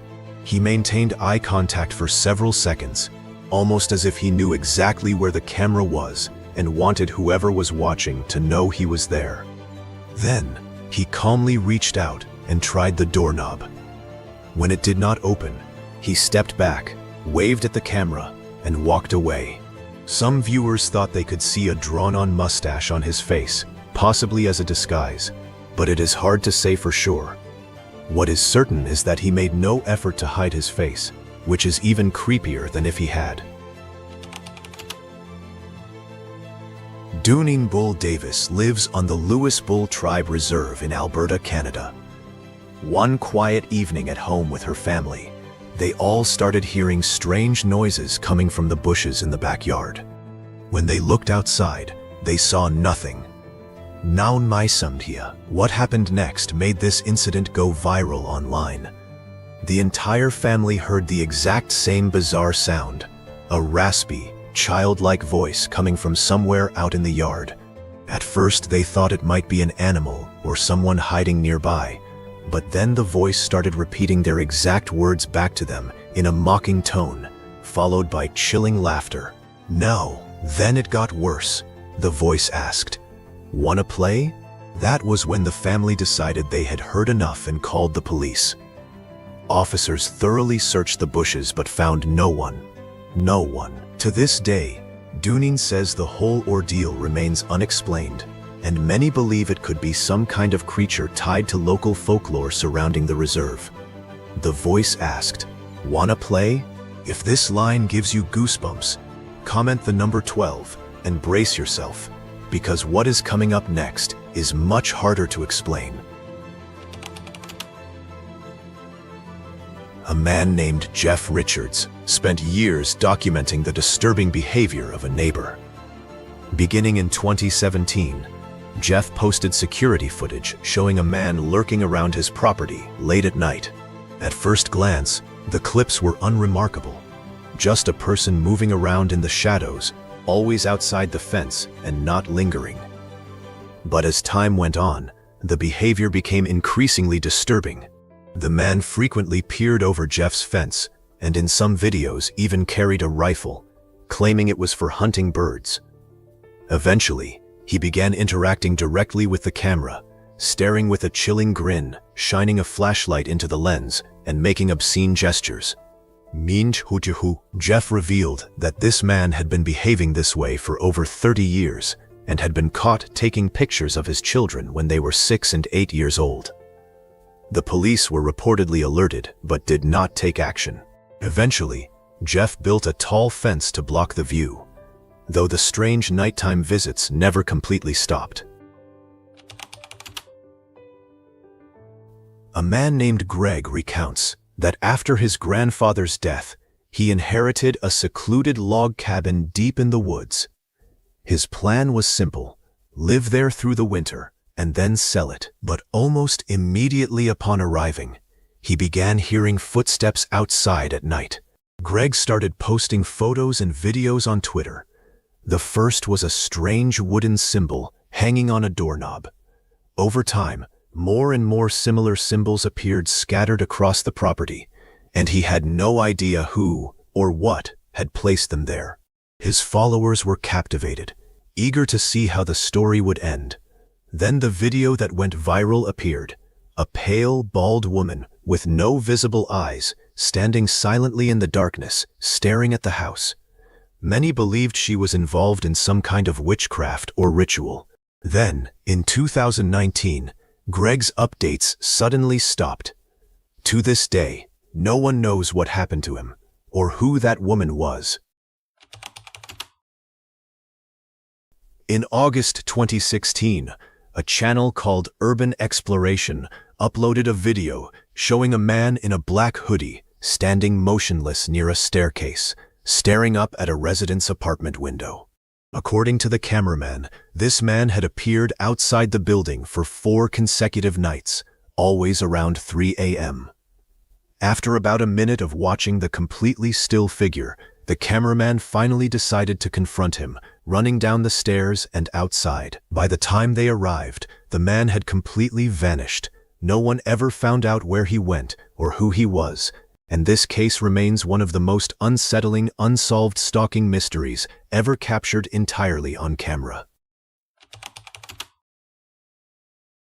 On October 26, 2019, a woman named Maddie Ann uploaded a video that left many online feeling deeply uneasy. For nearly 2 weeks prior to that night, she and her husband had been hearing strange, animal-like noises outside their home, but every time they checked, they found nothing.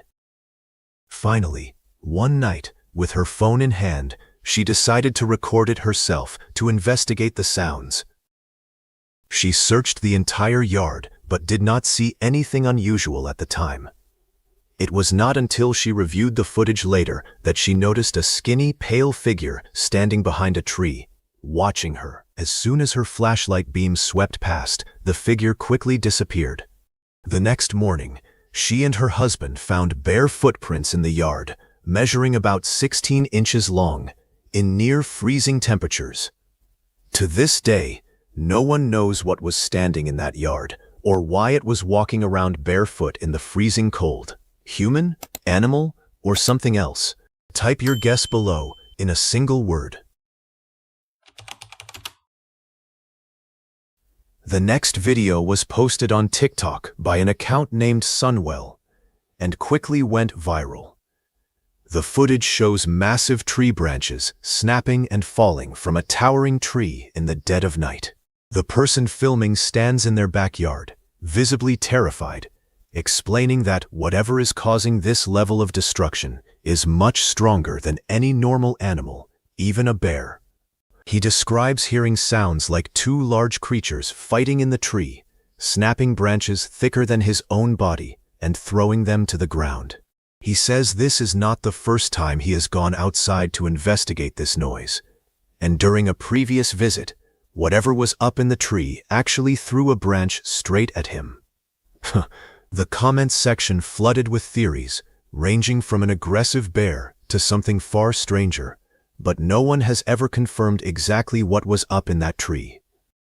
We are halfway through, and the scariest part is still ahead. If the video gives you chills, send it to a friend to see if they dare to watch it alone in the middle of the night. The next video captures one of the luckiest, or unluckiest, near-death experiences ever filmed in someone's backyard. 2 friends were sitting on a porch watching a severe storm roll in, with heavy winds and pouring rain. One of them decided to film the storm on his phone, having no idea what was about to happen next. Suddenly, a massive old tree began to snap under the force of the wind. Due to wearing a hood and the noise of the storm, a man walking nearby likely did not hear the warning signs. In mere seconds, the tree came crashing down, landing just steps away from him. Had he taken a few more steps, the outcome could have been entirely different. Somehow, he walked away without a single scratch, a moment many viewers likened to a scene from a movie. A Reddit user named Serpentine95 shared a video her friend took while traveling in Thailand. At the time, nothing seemed out of the ordinary. It was just a normal video of a walk with her dog. It was not until she returned to Sweden and rewatched the footage that she noticed something walking right beside her. A figure wearing a black cloak seemed to be moving right next to the dog, matching its pace. The strange part is that the dog did not react at all. No barking, no flinching, nothing. To this day, she has no explanation for what appeared in that clip, and she says it still gives her the creeps every time she watches it. A man named Eric lives on a large property in Jacksonville, Florida, bordering over 300 acres of swampland that used to be a Native American burial ground. For several nights in a row, he started hearing strange noises and seeing movement near the tree line. Assuming it might be trespassers, he began locking his doors more carefully. Then one night, around 1:30 a.m., while out checking on his chickens, he heard someone call his name, followed by a clear voice saying, "Help me. I need help. Eric, can you help me?" He looked around, but could not see anyone. The next morning, he returned to investigate and caught on camera the door of a nearby trailer swinging open by itself, then slamming shut as he approached. When he finally got the door open, the inside was completely empty. That evening, the voice returned, louder and closer than before, causing Eric to panic and run away, dropping his phone. The recording kept going, capturing the sound of footsteps and heavy breathing in the dark. To this day, Eric has no explanation for who was calling his name that night. Maif or Rikthom, would you dare go outside to check like Eric did? Comment yes if you would, no if you would lock your doors and stay inside. In the fall of 2020, a woman named Lauren began noticing strange things around her property. Her backyard was full of trees, but one tree stood out. It looked dead, yet strangely beautiful with its vibrant red leaves. Approaching closer, Lauren discovered unusual holes and strange objects embedded deep within its bark, which she couldn't explain. Almost a year passed peacefully, but in 2021, things took a turn for the worse.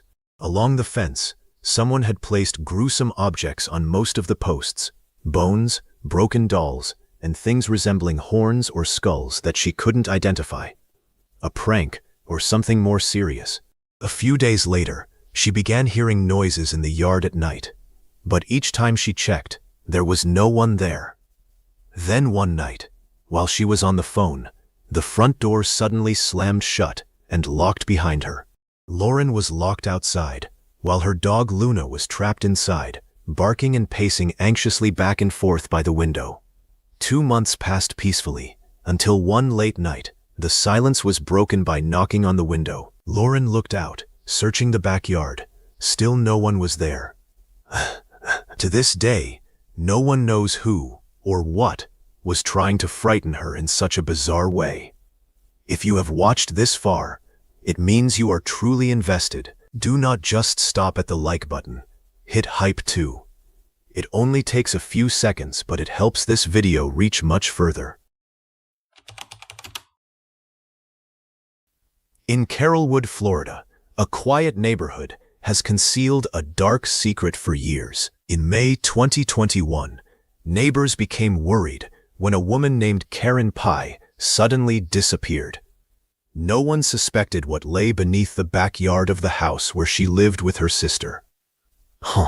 Forever. When the truth came out, it was believed that Karen's sister, Deborah Patton, had shot her in the chest, wrapped the body in a sack, and buried it in the backyard, only about 30 centimeters deep. Forever. The case dragged on for years, amidst legal delays and questions about her capacity for justice. At one point, Patton was deemed incompetent to stand trial and required psychiatric treatment. But ultimately, she faced a jury, and the evidence was overwhelming. Friends recounted decades of tension between the two sisters. Most chilling was Karen's own warning. If anything happened to her, it would be Deborah's fault. After about an hour of deliberation, Patton was found guilty of second-degree murder and sentenced to life imprisonment. Finally, her sister, who had kept the secret for so long, had to face justice, and the entire neighborhood began to accept the truth about what had happened right in their own neighborhood. The final incident occurred in Fairfield, California, and was captured on a doorbell camera. A man dressed entirely in black stood at the door, repeatedly demanding entry. But there was a disturbing detail. The homeowner wasn't there. He could only communicate remotely through the doorbell, helplessly watching the situation escalate. The man claimed he wanted to check everything was okay, becoming increasingly aggressive. He then began asking about the homeowner's daughter. When asked to leave, he refused, identifying himself as Harry Dresden, claiming it was his neighborhood, and then resorting to murder threats, banging on the door and shouting. And worst of all, inside the house were a woman and a child. Somehow, he had gotten in through a side window. He ransacked the house, yelling threats, until the homeowner subdued him and Fairfield police arrived. The intruder, 30-year-old Jason Nichols, was charged with multiple felony counts. It remains unclear whether he has any connection to the family or if it's just a coincidence. And that's the most chilling thing. No ghosts, no mysterious creatures, just a real person standing at your doorstep with intentions no one can predict. Sometimes, that's even scarier than anything supernatural. The scariest part is not what we see, but never knowing whether it is a person, an animal, or something completely unexplainable. Some cases end in an arrest, some end in tragedy, and some never get an answer. It is that lack of closure that makes these videos stick with us. Because deep down, everyone wants to believe their backyard is a safe place, until a clip like this makes you second-guess everything. But if the backyard sent shivers down your spine, there is an even more confined place, with no way out and nowhere to hide, and what the cameras caught there is almost unbelievable. An elevator, 4 walls, and moments that, to this day, no one has been able to explain why they could happen.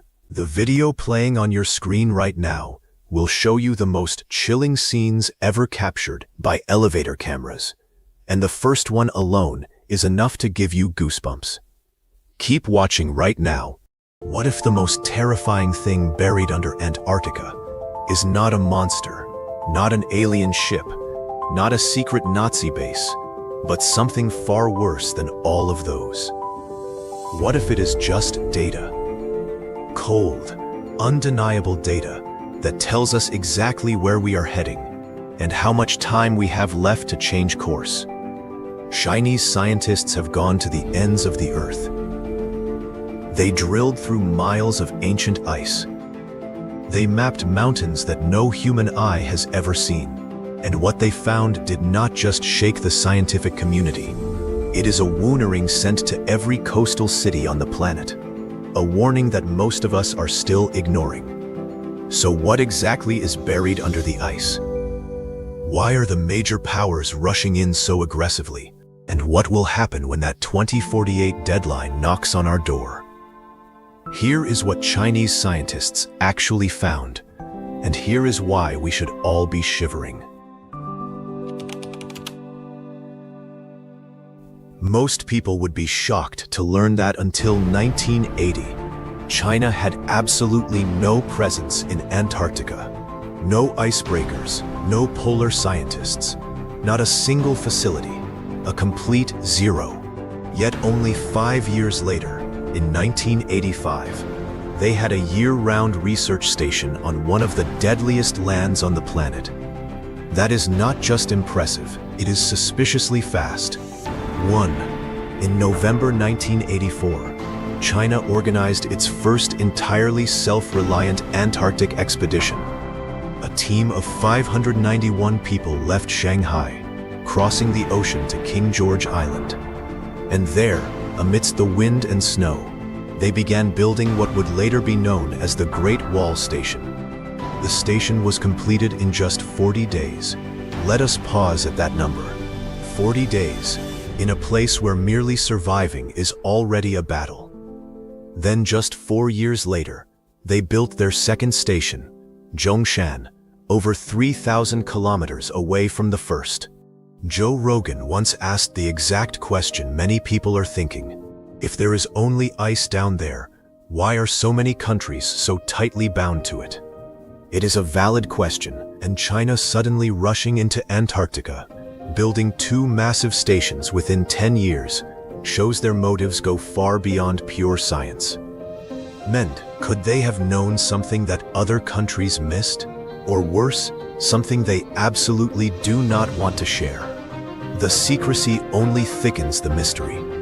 While the West typically publishes its findings, Chinese operations in Antarctica are unusually silent.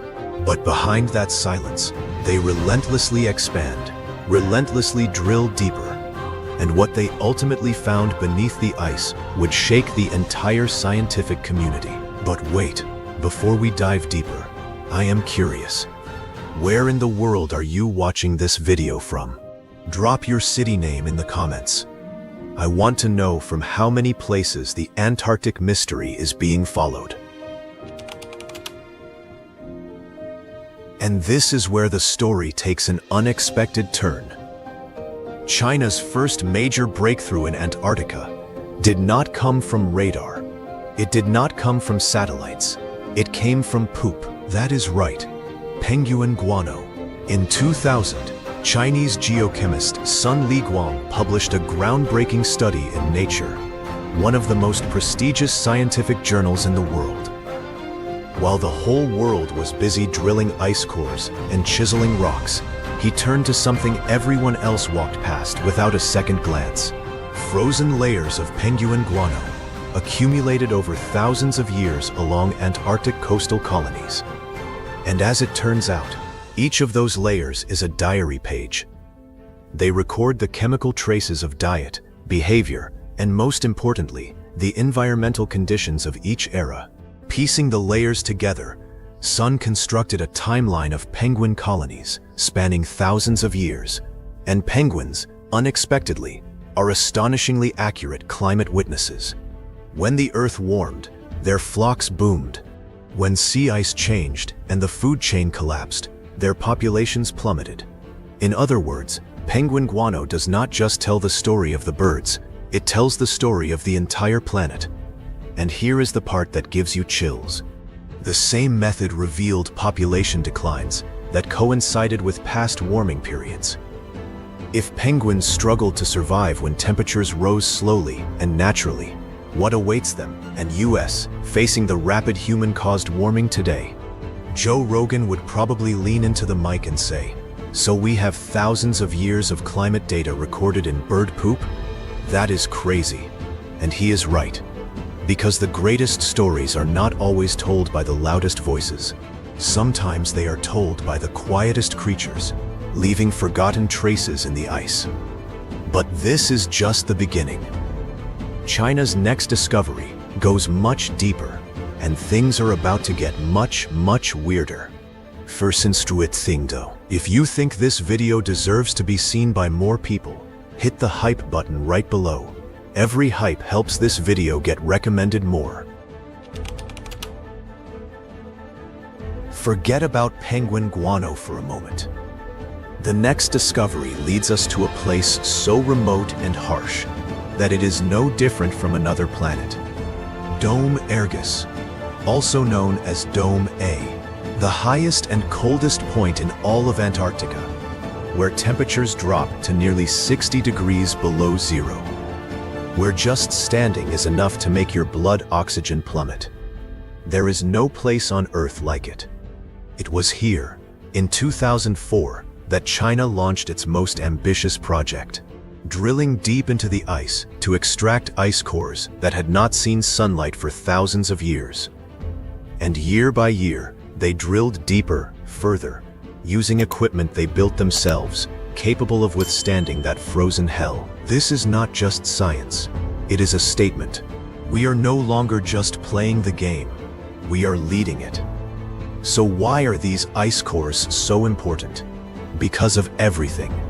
Each layer of ice locks within it tiny clues, dust particles, ancient air bubbles like CO2 and methane, even ash from volcanic eruptions thousands of years ago. It is like cutting into a 1,000-year-old cake and finding the receipts of every decade inside. But here is what is truly terrifying. Those ice cores confirm that Earth's atmosphere fluctuated wildly long before humans appeared. The only difference is that those ancient changes occurred over thousands of years. Today, we are witnessing those exact same changes, but compressed into just a few decades. It is not just fast, it is terrifying, and the ice itself has proven it. They reveal something even more chilling. During past warming periods, sea levels rose abruptly, sometimes by several meters, in a startlingly short amount of time. Cities like Miami, Lagos, and Jakarta could be facing rising waters faster than anyone ever dared to think. You can almost hear Rogan's voice. They live out there, on what is essentially space ice, building their own equipment, drilling backward into the past of the entire planet. That is respectable. Because these ice cores are not just frozen relics. They are warnings. They say that climate disasters have happened before, and this time, we are heading straight for it, with the pedal to the metal. If you have drilled down this far with me, hit subscribe right now, because the deeper we go, the more unbelievable things get under the ice, and you will not want to miss any of it. Hidden beneath nearly 6 kilometers of thick ice is a massive, ancient mountain range. So intact, it seems to belong to another planet. But this is not fiction.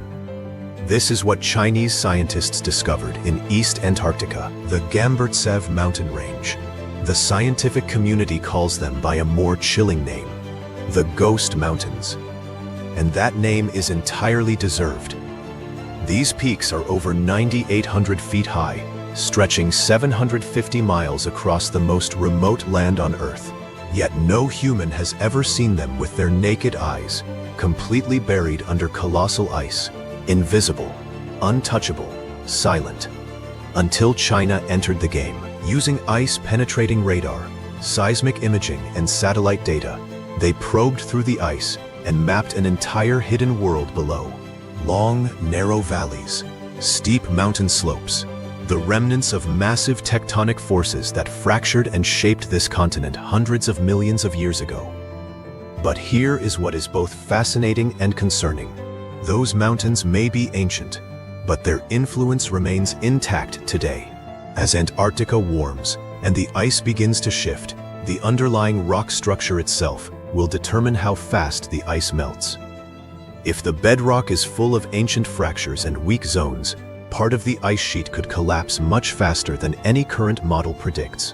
What has laid deep in the darkness for millions of years could be silently dictating the future of the cities above. And then China, along with its international partners, did something almost absurd.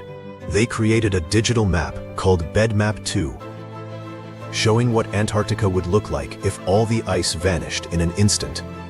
What emerged was not a flat wasteland. It is an entirely strange world. Mountains, canyons, ancient valleys that have never caught the human eye. And hidden within it is the Denman Canyon, a gigantic rift plunging over 3,400 meters below sea level. It is the deepest known land canyon on Earth, deeper than the Grand Canyon.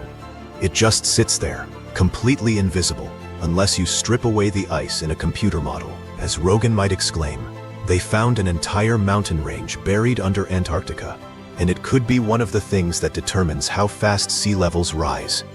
That is not just unbelievable, it is a world-changing discovery. A quick question for you. Is this Ghost Mountain Range just normal geology, or is it hiding something bigger? Comment 1 if it is natural, 2 if you think there is more left untold. Remember the BedMap 2 map, the map that shows us what Antarctica would look like if the ice was wiped away. Mountains, canyons, ancient valleys, but there is one thing that appeared on that map that scientists still do not dare to speak aloud. Something unlike any mountain or valley.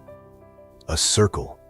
Hidden deep beneath the East Antarctic ice sheet is a massive circular structure, nearly 300 kilometers wide. To put it into perspective, it is larger than a country, and it is so perfectly round that it is almost impossible to be a coincidence. No human eye has seen it. No satellite has photographed it. What exposed it was not light, but gravity. This mass of matter is so unusually heavy and dense that it bends Earth's own gravitational field. Satellites flying hundreds of kilometers away can still feel its pull, something buried under many kilometers of solid ice, yet still reaching out into space to remind us that it is there. So what is it? This is where the story splits into two paths, and both send shivers down your spine. The first theory is that it is a scar, the scar of one of the most violent impacts the Earth has ever endured. A meteorite or a comet large enough to carve a 300-kilometer-wide wound into the planet's crust.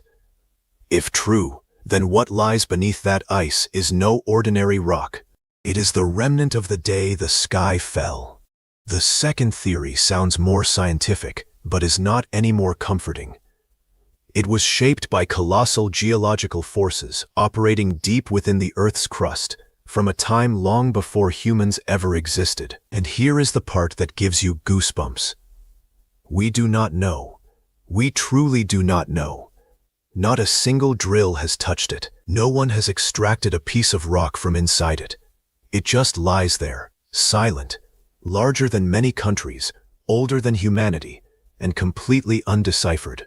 You can almost hear Rogan leaning back in his chair, saying, "Wait, there is a circular hole the size of a whole country, buried under Antarctica, and no one has ever drilled into it? Why has no one drilled into it?" And that is exactly the question to ask. Because in a world we thought we had measured to the last centimeter, mapped every mountain, photographed every ravine, there is still something the size of a country lying right beneath our feet, and we have no idea what it is. If it is an impact crater, it could be holding clues to one of the catastrophes that nearly wiped out life on Earth. And if it is something else, we do not even have a name for it yet. But one thing is for sure. What lies beneath the Antarctic ice is not a dead, flat, and motionless block of rock like we always thought. It has structure, it has secrets, and in some places, it is still alive. Most people think under Antarctica is just solid frozen rock. The truth is much stranger and scarier.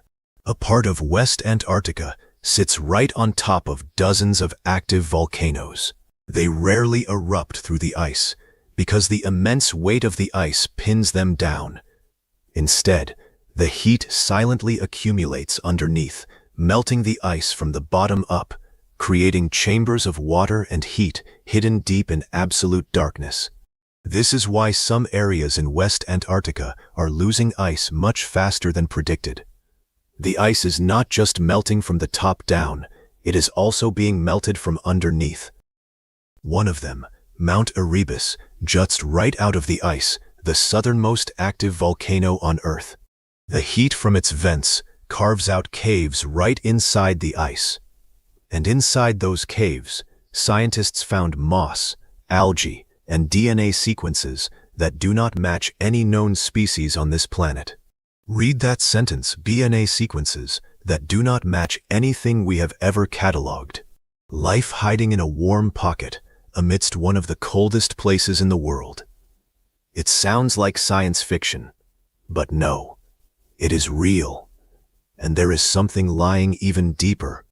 Beneath the continent is a massive network of underground rivers and lakes, isolated from the outside world for millions of years, flowing in absolute darkness under terrifying pressure. The largest of them is Lake Vostok.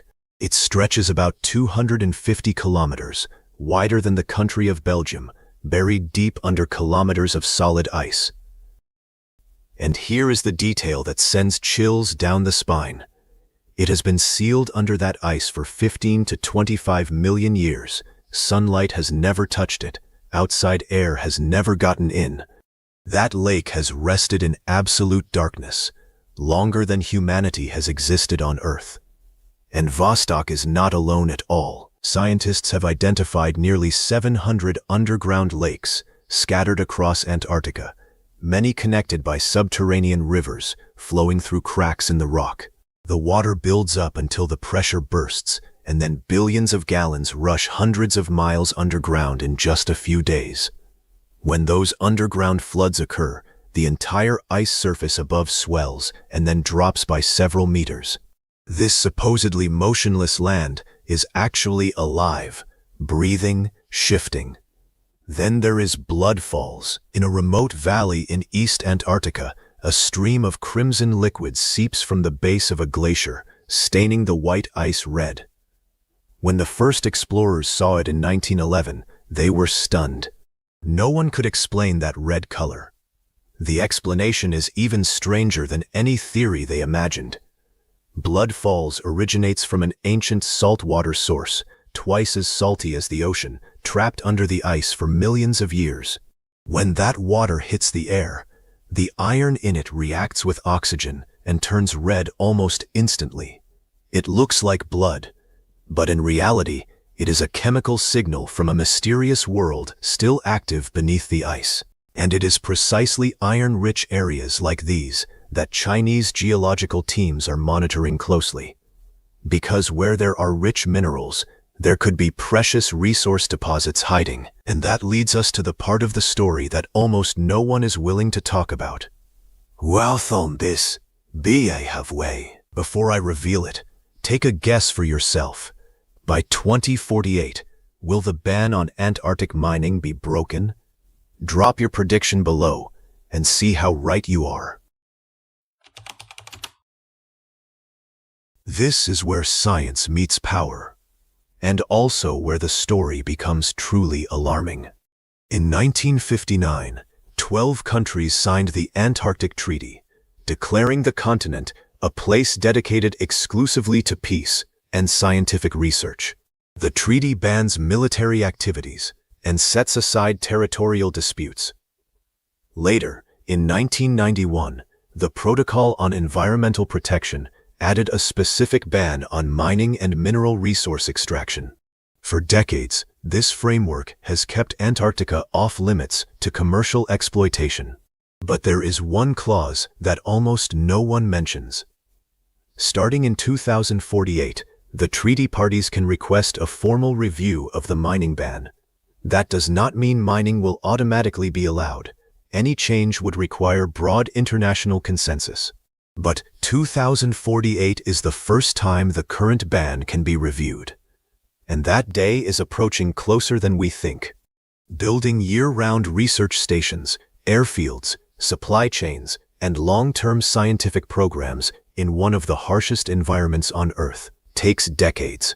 Maintaining a continuous presence solidifies a country's influence and expertise in treaty negotiations, and conducting the geological surveys necessary to understand what lies beneath the ice requires years of patient and methodical work. That is why some major countries are expanding their research and logistical efforts right now. The groundwork for any future debate is already being laid. China inaugurated its 5th Antarctic Research Station, Qianling Station, in February 2024. This station was completed much faster than observers anticipated and is designed to operate year-round. A 6th station is currently being planned. Each new station helps China expand its operational capabilities over a larger area of the continent, gather more scientific data, and maintain a continuous presence throughout the harsh Antarctic winter, when many other nations scale back their operations. Russia is also making aggressive moves. The country has conducted large-scale seismic surveys in Antarctic waters, using techniques similar to those used by the oil and gas industry to map subsurface structures. Russia also maintains historical territorial claims in Antarctica. These claims are currently suspended under the Antarctic Treaty, but they have never been formally abandoned. And here is the geological reality that makes all of this matter. Hundreds of millions of years ago, Antarctica was connected to South America, Africa, India, and Australia as part of the supercontinent Gondwana. Those continents now contain massive deposits of coal, oil, iron, copper, gold, and rare earth minerals. the essential materials for modern technology and industry. Rare earth elements are used in electric vehicles, smartphones, advanced defense systems, and renewable energy equipment. China currently accounts for about 60% of global rare earth production and holds an even larger share of processing capacity.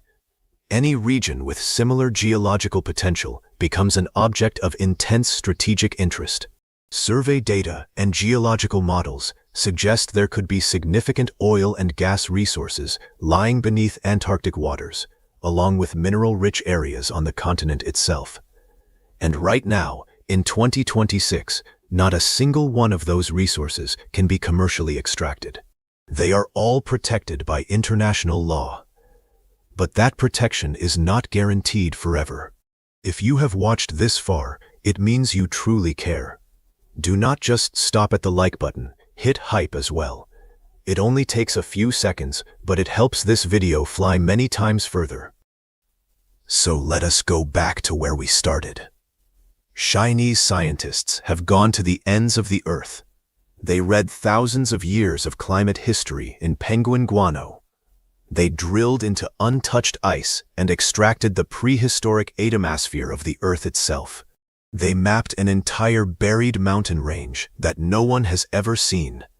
They found life where there should be no life, and the most terrifying discovery is not a creature, not a secret base, not a UFO, but data itself. Data saying that climate disasters have happened before, that the speed of change today is unlike anything in history, that the ice is melting from the top down and from the bottom up at the same time, and that the window of time to act is closing faster than most of us realize. Joe Rogan once said it perfectly. Antarctica is like a giant locked door, and locked doors always make people crave to know what is behind them. Now you know. And the truth is scarier than any conspiracy theory. And if you are the kind of person who wants to go further yourself, to verify for yourself, Antarctica has haunted Joe Rogan across quite a few podcast episodes, each one like a different puzzle piece of the same mystery. There is an episode where he talks with Colin O'Brady, who solo trekked across the entire continent in 54 days and talked about moments when the ice felt like it was breathing, like something was watching him. There is an episode with former SEAL Andy Stumpf, who described crevasses that could swallow entire tanks and a land that feels like Earth does not want humans there. There is an episode with Graham Hancock and the controversial Piri Reis map, supposedly drawing the Antarctic coastline before it froze over. And there is even an episode discussing Operation High Jump in 1946, when the US sent nearly 5,000 troops down to that frozen wasteland for reasons that still make people ask questions. I will not tell it all here, because the most fascinating locked doors are the ones you open yourself. Go looking. Go searching. Then decide for yourself how terrifying the thing beneath the ice really is. But this is what keeps everything from stopping just yet. Because China is not the only country digging under that ice, while the whole world is still in shock over what was just unearthed. On the other side of the continent, the Russians have quietly drilled down into a place they never should have touched, and what they pulled up from the darkness below, something that had been sealed away from the world for millions of years, was so horrific that the very scientists present were left dead silent, unable to utter a word. They tried to keep it quiet, but the truth never stays buried under the ice forever. And what the Russians found, you need to see with your own eyes. Across the world, nature is refusing to stay in the wild. Powerful predators strolling through supermarkets. Giant beasts flipping cars like toys. And moments so absurd, you will not know whether to scream or laugh. Stick around, because some of these clips look impossible until you see them with your own eyes. Oh my God, they're fish!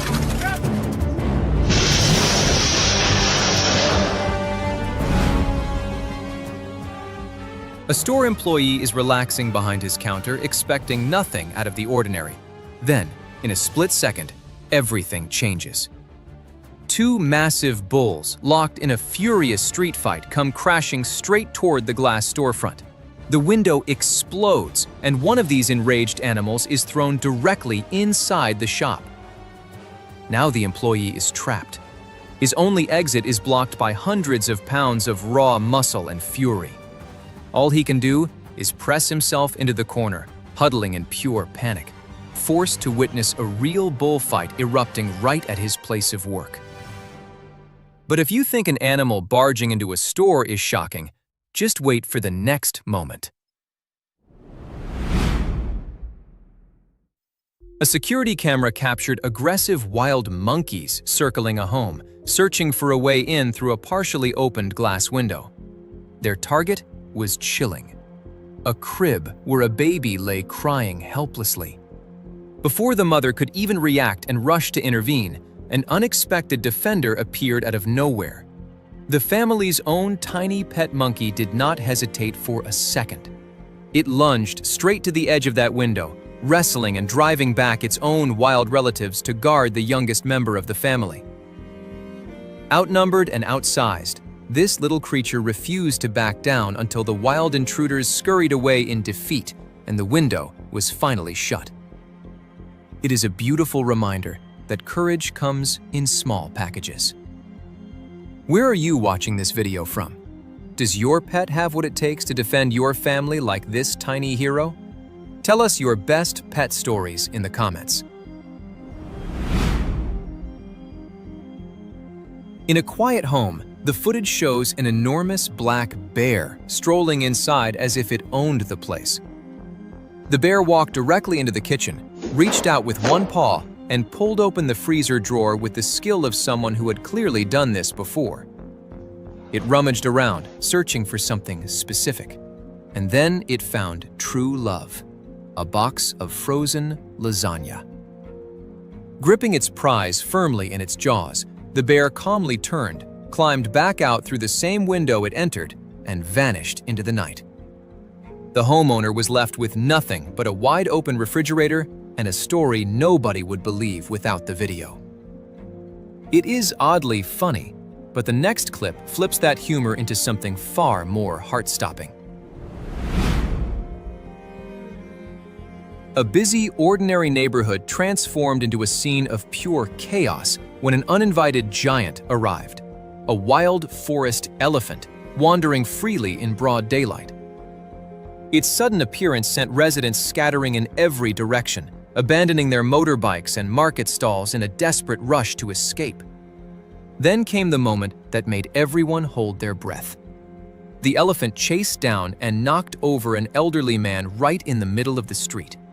For a few agonizing seconds, the entire crowd could only watch and pray.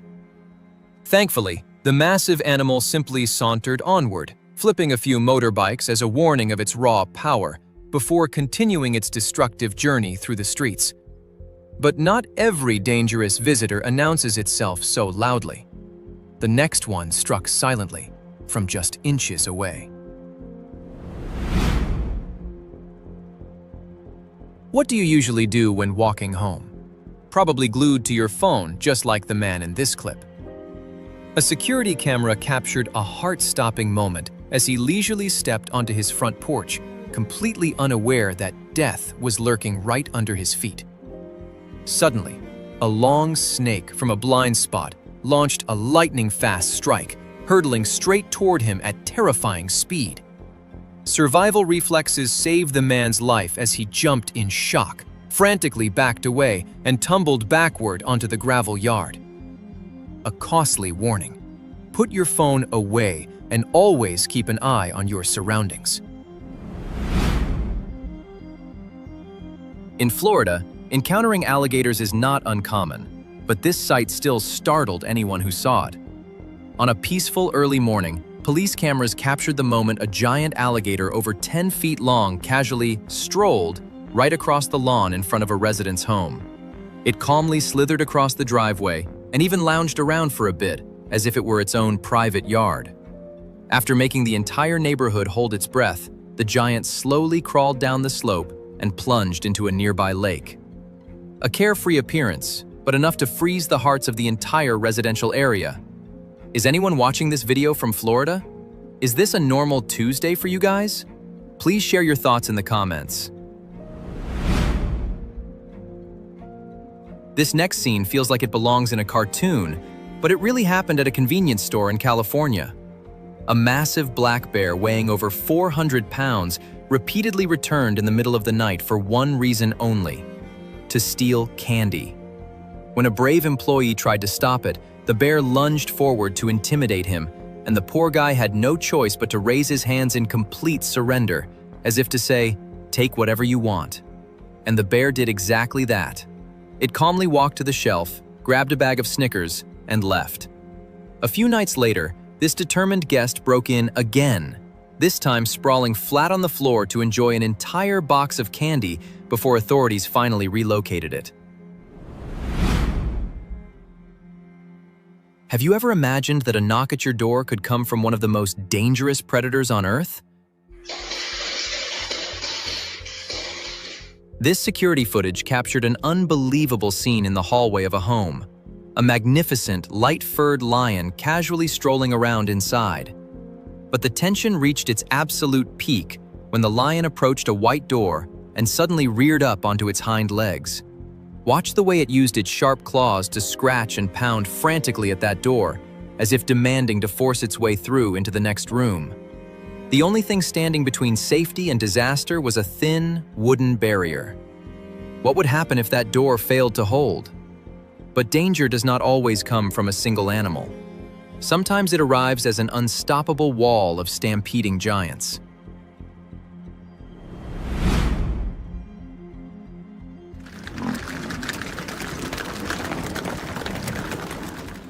Get ready, because this is one of the most heart-stopping moments of all.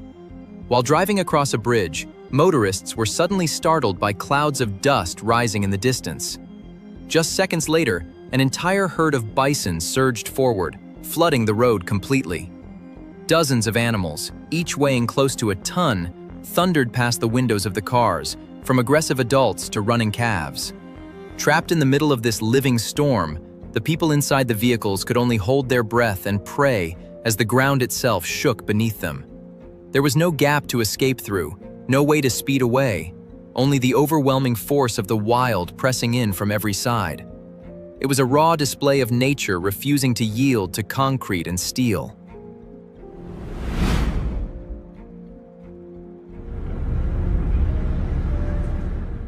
Things can go wrong extremely fast when you crowd a North American moose. In Estes Park, traffic was crawling along because a massive bull moose with enormous antlers was strutting straight down the asphalt.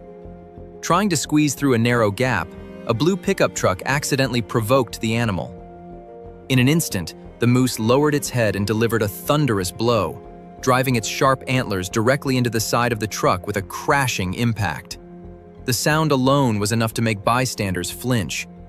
After delivering this brutal warning, the giant raised its head high with pride, as if declaring exactly who the true master of the road really was.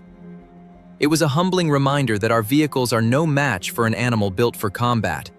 Who do you think truly owns the road, us or the wildlife? Debate it down in the comments. A quiet workday at the office descended into complete chaos when an uninvited guest came crashing through the front door. From the street outside, a wild boar rushed in headfirst, slamming into the middle of the workspace and terrifying dozens of employees. Panic erupted instantly. People screamed, scrambling onto their desks and clinging to partitions to get away from the wild animal charging through their office. But here is the strange part. The boar was every bit as terrified as the humans. It ran in frantic circles, knocking over chairs, until it finally found the doorway and escaped on its own. Nobody was seriously hurt, but no one in that office will ever forget it. It is a wild reminder that these animals do not want confrontation any more than we do. While riding his scooter in front of his house, a 7-year-old boy suddenly came face to face with a giant black bear looming into view. the beast slowly approached in a breathtaking moment of pure tension. But instead of turning and running, the boy did something astonishing. He stood perfectly still, staring straight at the animal, and that stillness caused the bear to stop in its tracks. Just in time, a brave neighbor rushed over, raising both arms high to make his body look as large and intimidating as possible.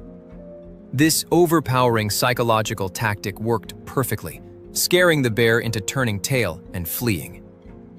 It was a textbook example of exactly how to survive a bear encounter.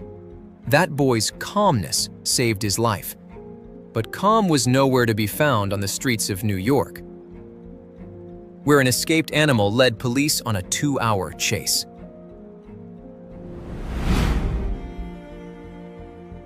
Imagine strolling down a city street and suddenly running into a tough, muscular bull. That is exactly the chaos that unfolded in Queens, New York. Helicopter footage captured a spectacular chase lasting more than 2 hours after a large bull escaped from a slaughterhouse and rampaged through a residential neighborhood. A fleet of police cars, sirens wailing, tailed the animal closely through every narrow street corner as it weaved through the city. Despite the bull's determined efforts to escape, law enforcement ultimately had to use multiple tranquilizer darts to finally bring it down in a backyard. It was a bizarre collision of the wild and the urban. But the next moment turns thrilling into tragic when a tourist gets far too close to a 2,000-pound giant. The camera captured the horrifying moment a 65-year-old man, posing for photos with his grandson, was suddenly targeted by an enraged bison weighing over 1,300 pounds. The massive animal chased the pair around the trees before delivering a thunderous strike, tossing the grandfather more than 6 feet into the air as horrified onlookers watched. Miraculously, he survived, but this brutal attack stands as a bloody warning about the dangers that lurk when we forget these are not zoo exhibits or props for our vacation photos. They are powerful wild animals that demand distance and respect.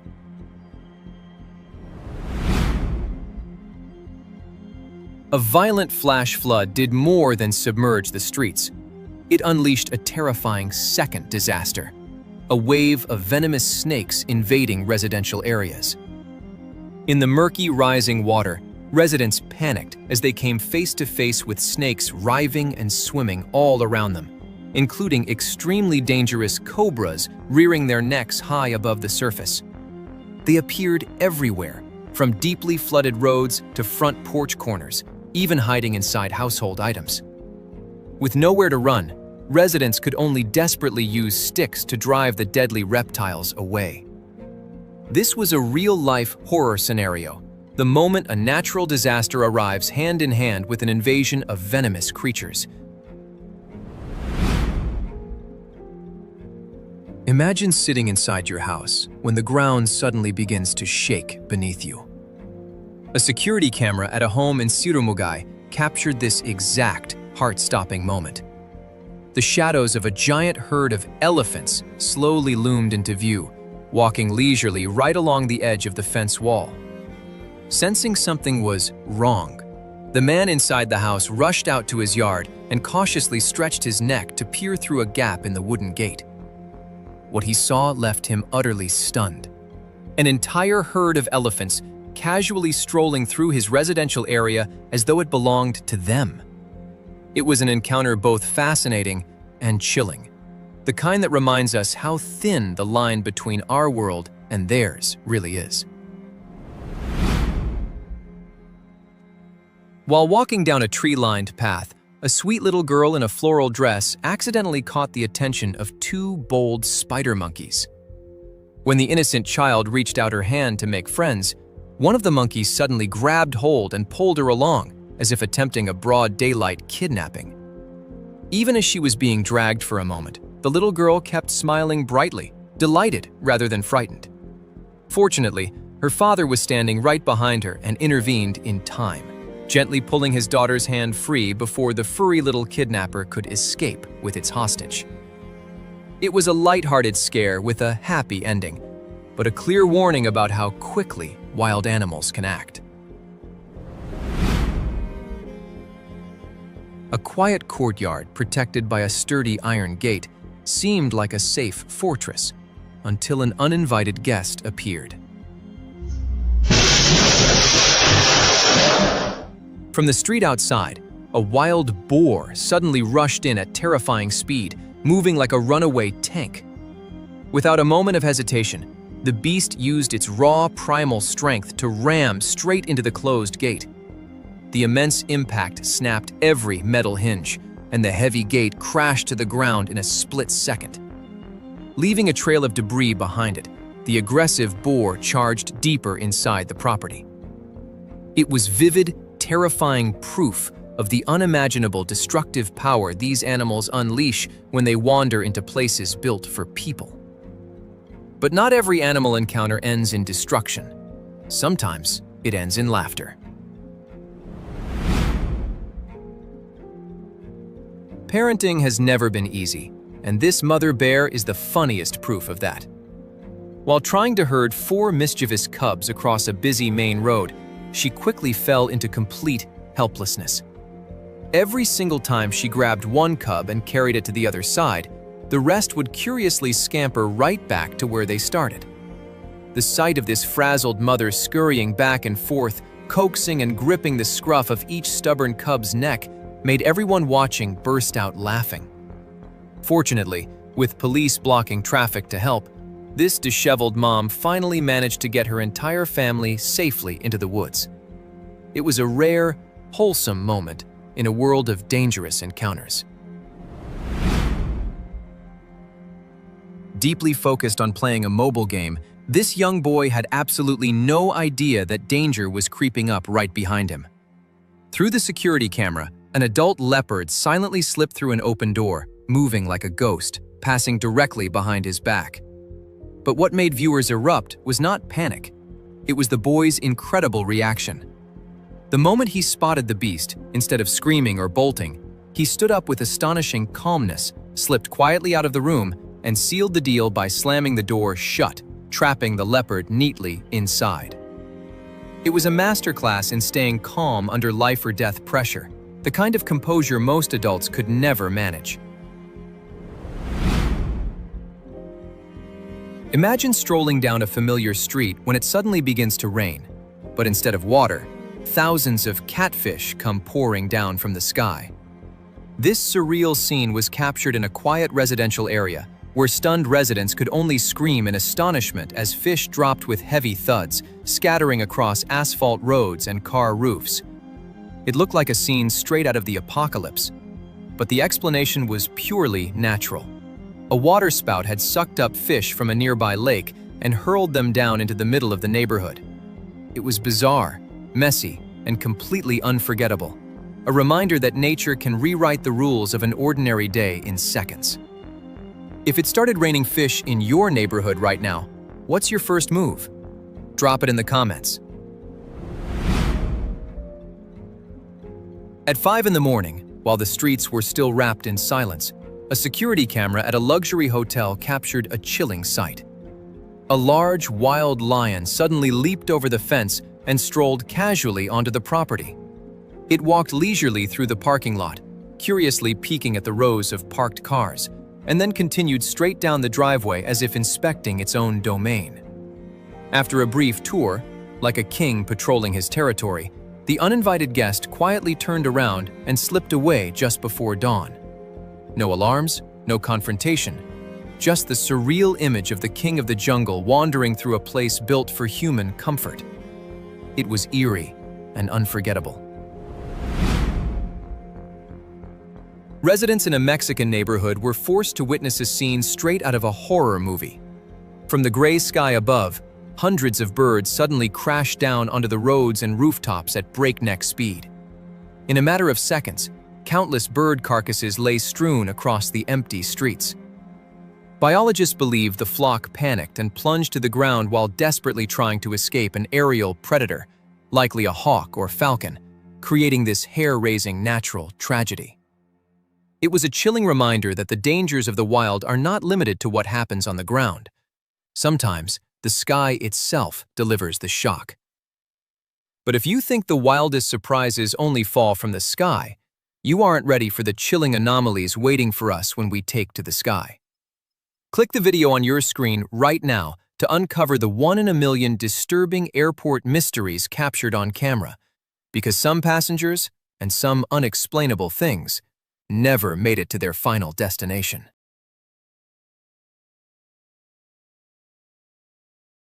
Deep in the heart of remote and harsh lands lie tribes whose existence is shrouded in mystery and fear.